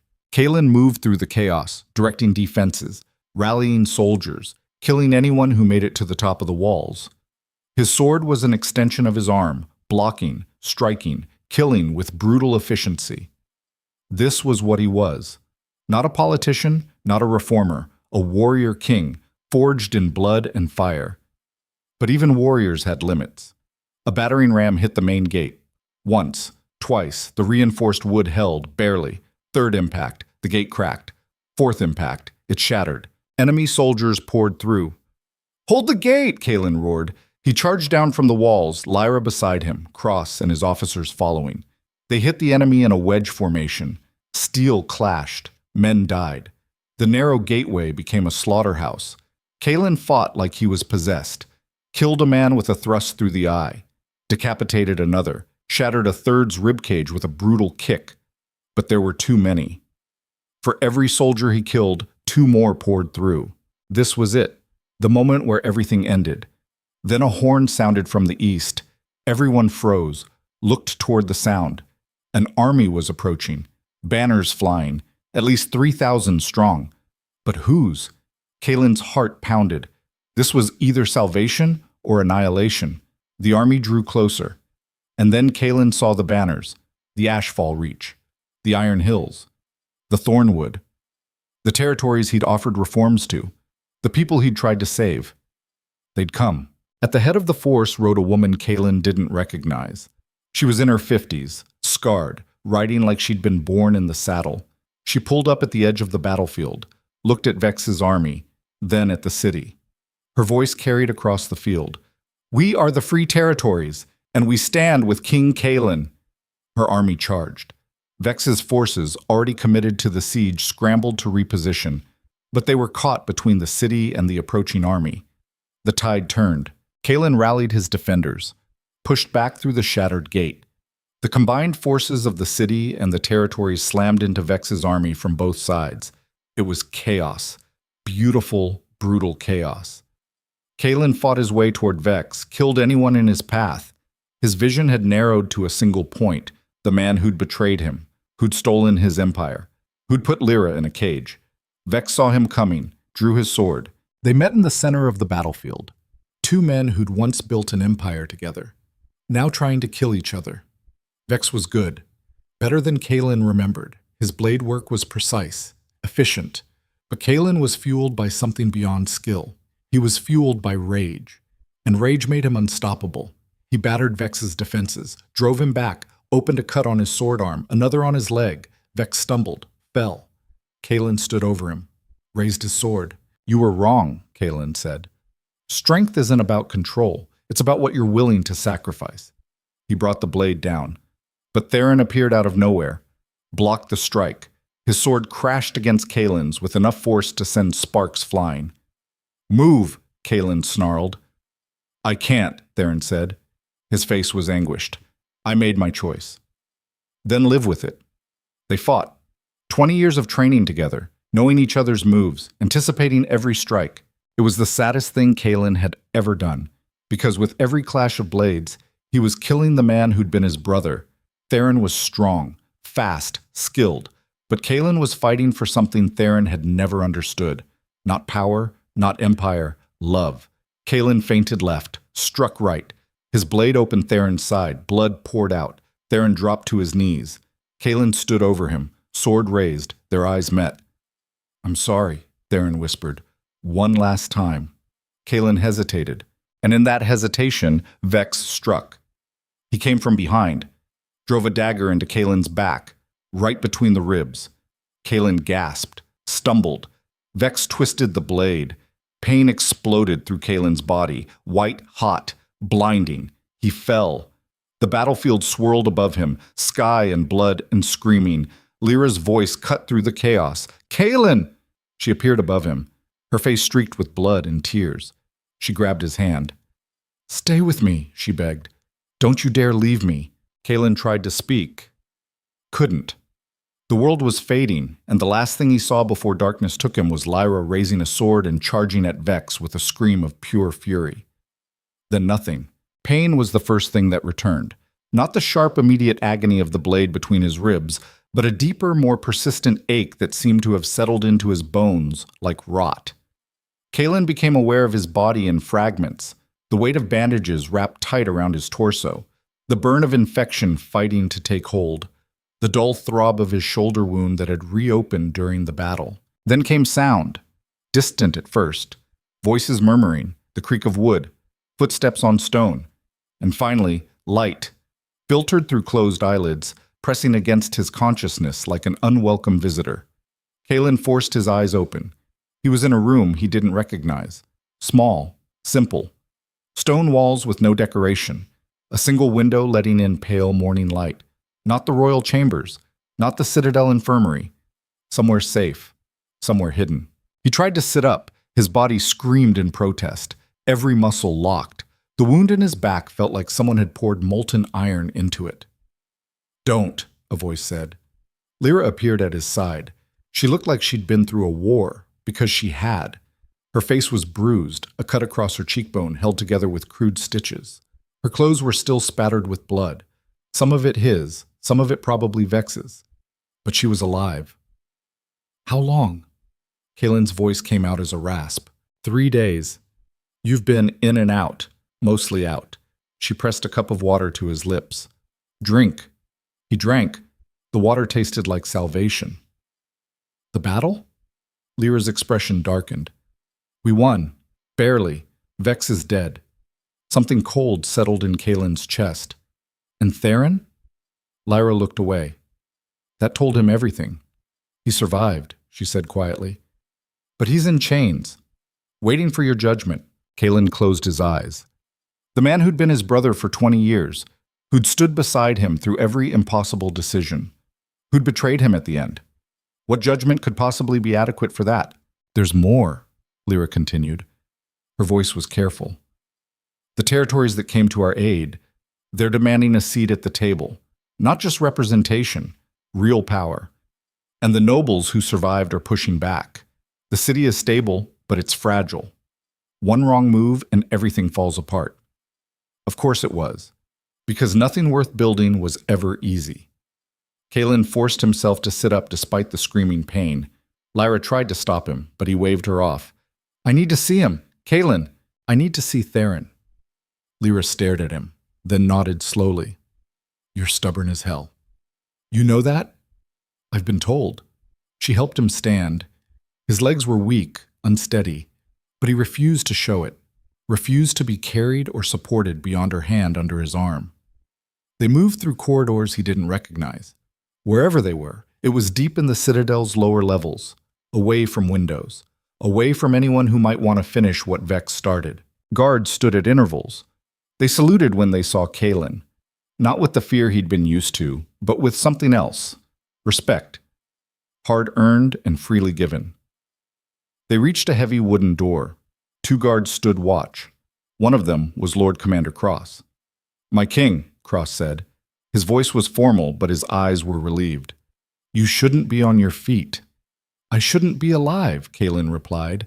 But here we are. He looked at the door. Is he in there? Yes. Cross hesitated. My king, are you certain about this? No, but I'm doing it anyway. Cross nodded, unlocked the door. The cell beyond was sparse. A chair, a cot. And sitting on that cot, hands chained, was Theron Blackwell. He looked up when Kalen entered, and for the first time in 20 years, Theron Blackwell looked small. The wound Kalen had given him was bandaged, but he moved carefully, like every breath hurt. His face was haggard, haunted, the face of a man who'd made a choice and was living with the consequences.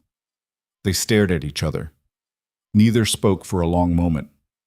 Finally, Theron broke the silence. "I didn't think you'd survive. I'm harder to kill than you remember." "Apparently."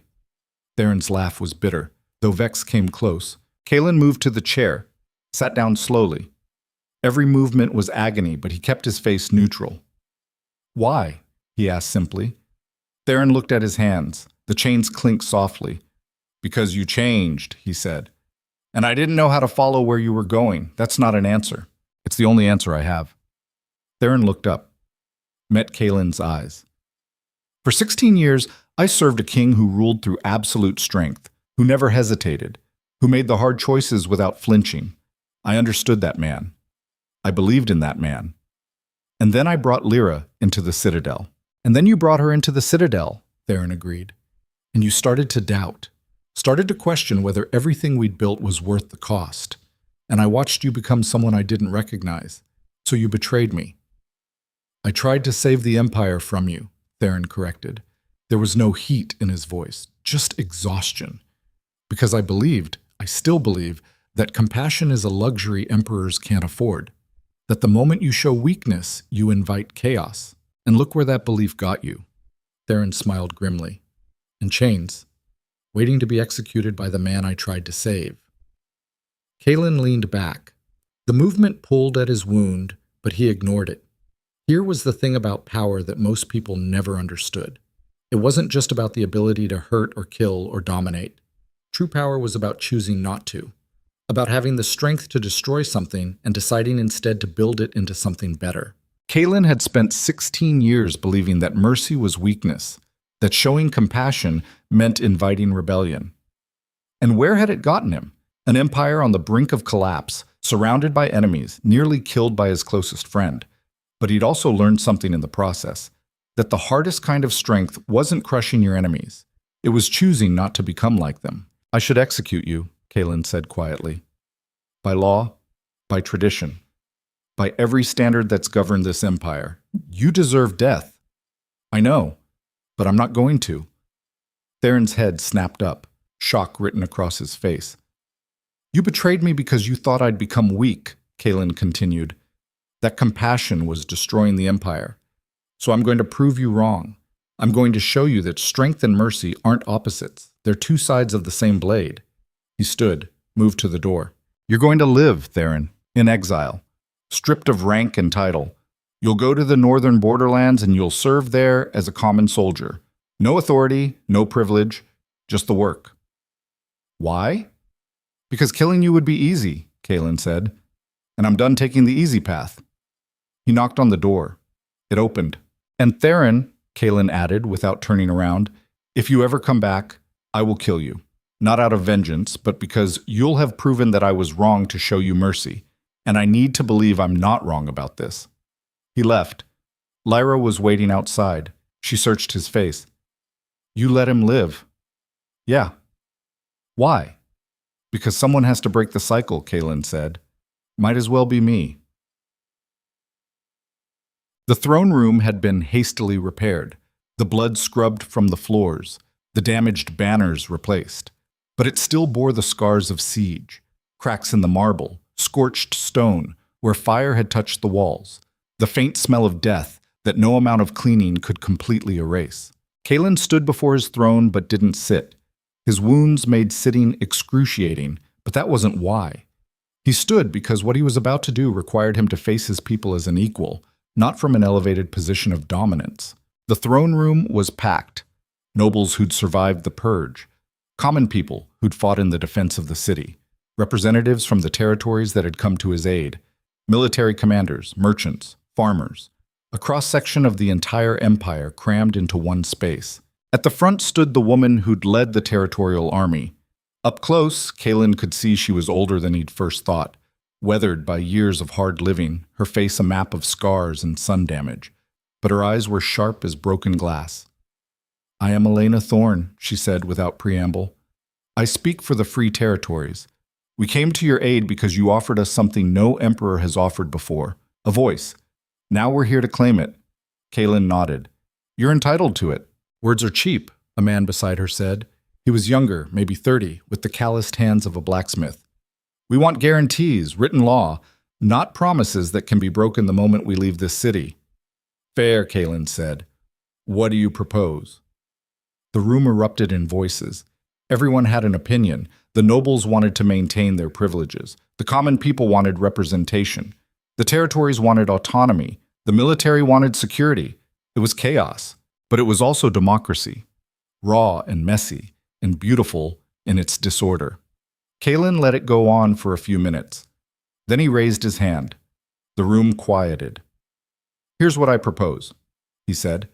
We establish a formal council, half appointed by me from the nobility and military, half elected by the territories and the common people.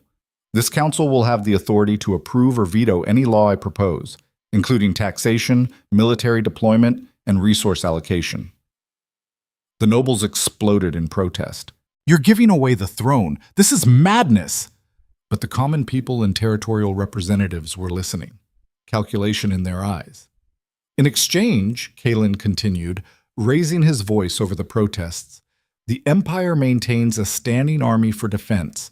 The territories pay a reduced tax rate, permanently codified into law.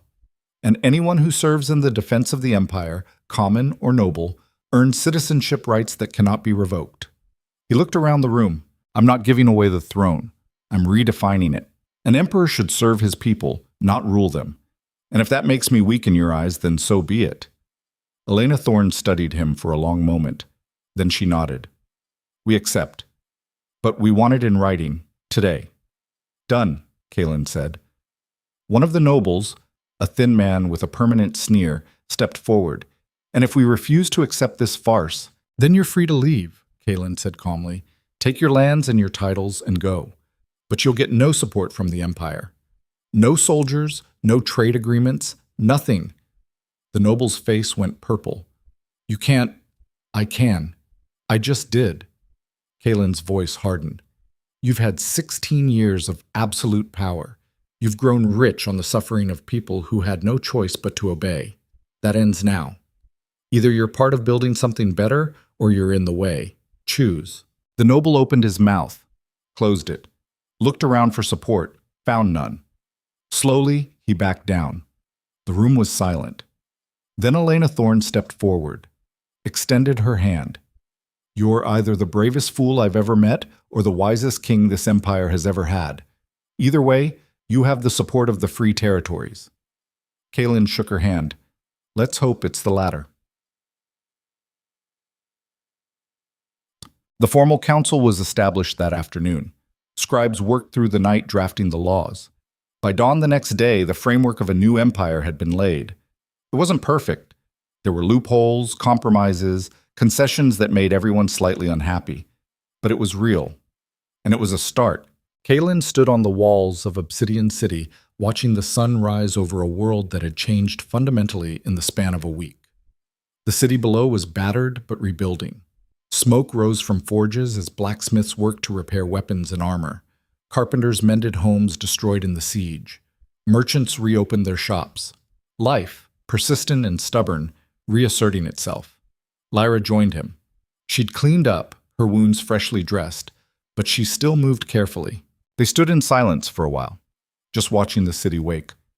What happens now? Lyra asked.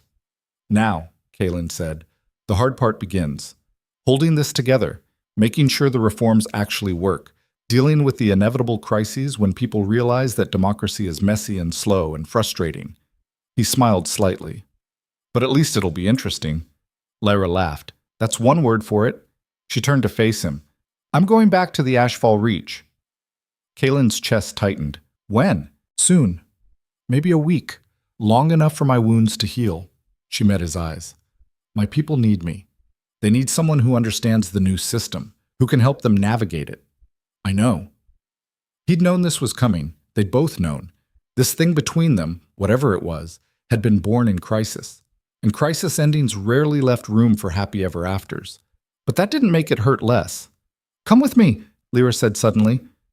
What? To the Ashfall Reach. Not forever. Just for a few weeks.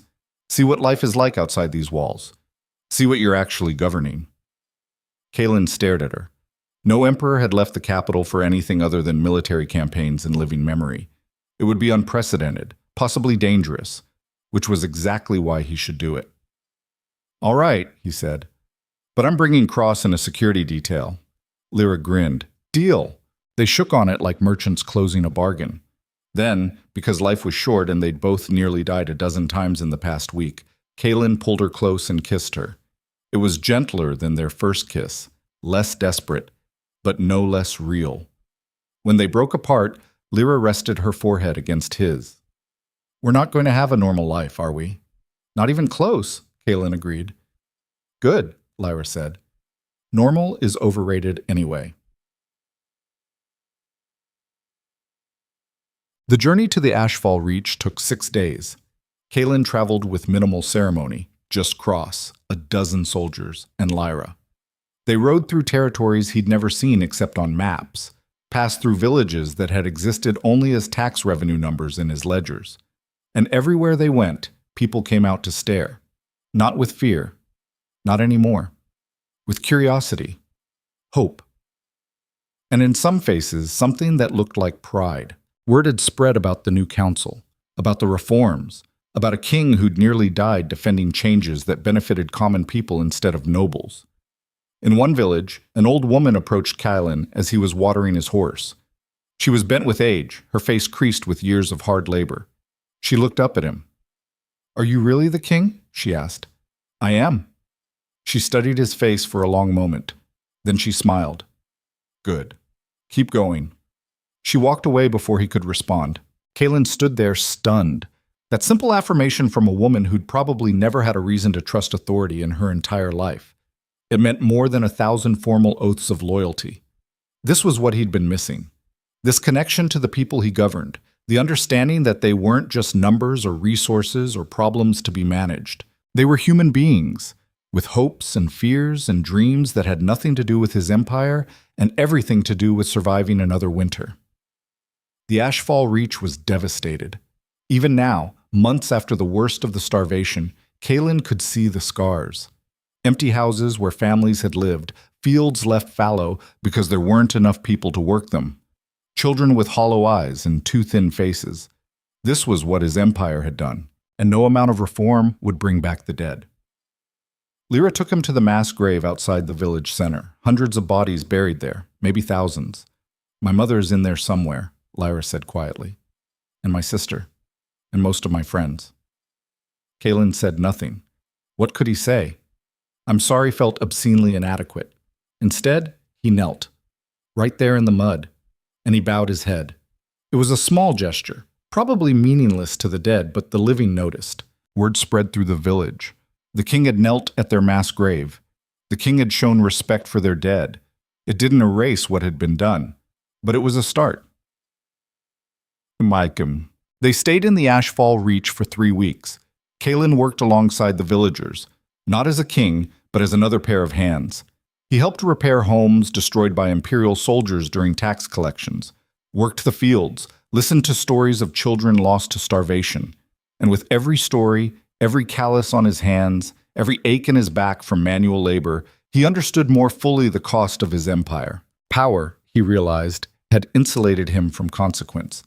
The throne room was far from the mass graves. The war maps showed territories, not people. The tax reports were numbers, not families choosing between food and warmth. He'd ruled an empire without understanding what it meant to be ruled. That changed here. On the last night before they were scheduled to return to Obsidian City, Kaelin and Lyra sat on the porch of the village elder's home. The old man had died in the winter, but his house still stood, stars scattered across the sky like broken glass. I don't know if I can do this, Kaelin said quietly. Do what? Be the king they need. Balance the demands of the nobles with the needs of the common people. Keep the empire from tearing itself apart. He looked at his hands, scarred from battle, calloused from labor. I was trained to conquer, not to govern. Good thing you're a fast learner, Lyra said. What if I fail? Then you fail. Lyra turned to face him. But at least you'll fail trying to do the right thing. That's more than most rulers can say. She took his hand. You're not going to be perfect, Kalen. No one is. You're going to make mistakes, piss people off, probably cause a dozen new crises while trying to fix old ones. But you're trying, and that matters. How do you know? Because I've watched you change. She smiled. A month ago, you would have burned this village to the ground if they'd defied you. Now you're kneeling at their mass graves and rebuilding their homes. If that's not growth, I don't know what is. Kalen pulled her close, kissed the top of her head. Come back with me, he said. To the city. Help me build this thing. Lyra was quiet for a long moment. I will, she said finally, but not as your queen, not as some noble consort, as the representative of the Ashfall Reach on your new council. Kalen laughed. Of course. Can't make anything easy, can you? Where's the fun in that? Mac. They returned to Obsidian City a month after the siege. The city was transformed. The new council was meeting regularly. Laws were being debated, amended, passed. It was chaotic and frustrating and slow. It was also working. Kalen stood before the council for the first time since his return. Half nobles, half common representatives. All of them looking at him with varying degrees of suspicion, hope, and calculation. Elena Thorne spoke first. We've drafted a proposal for agricultural reform. Redistribution of seized lands to farmers who will actually work them. It'll cost the nobles significant revenue. The noble faction erupted in protest. Of course they did. But Kalen had learned something in the Ashfall Reach.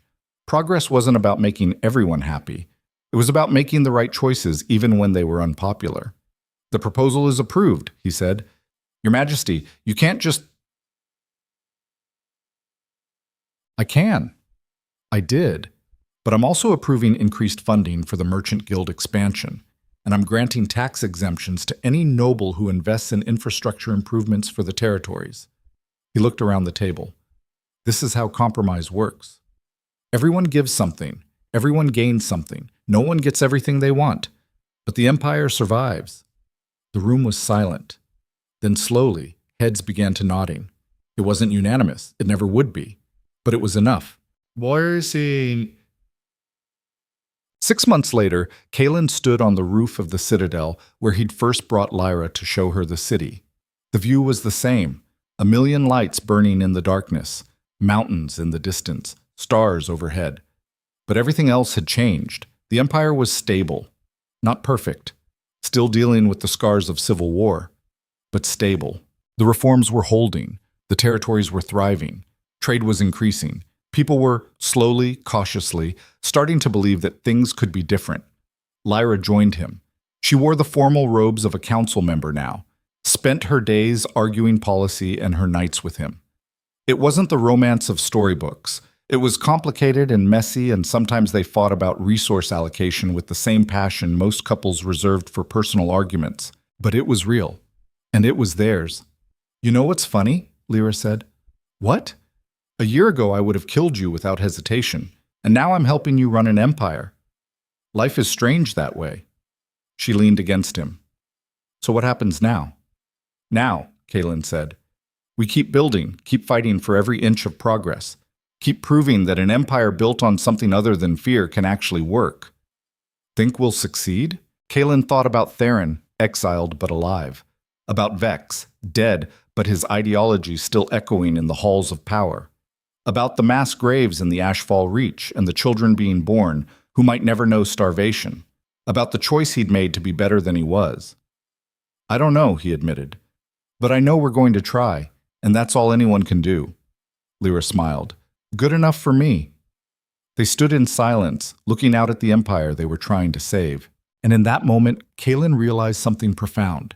He'd spent 16 years building an empire through domination, through the belief that power meant the ability to force others to obey. But real power, the kind that lasted, that mattered, that actually changed things, wasn't about control.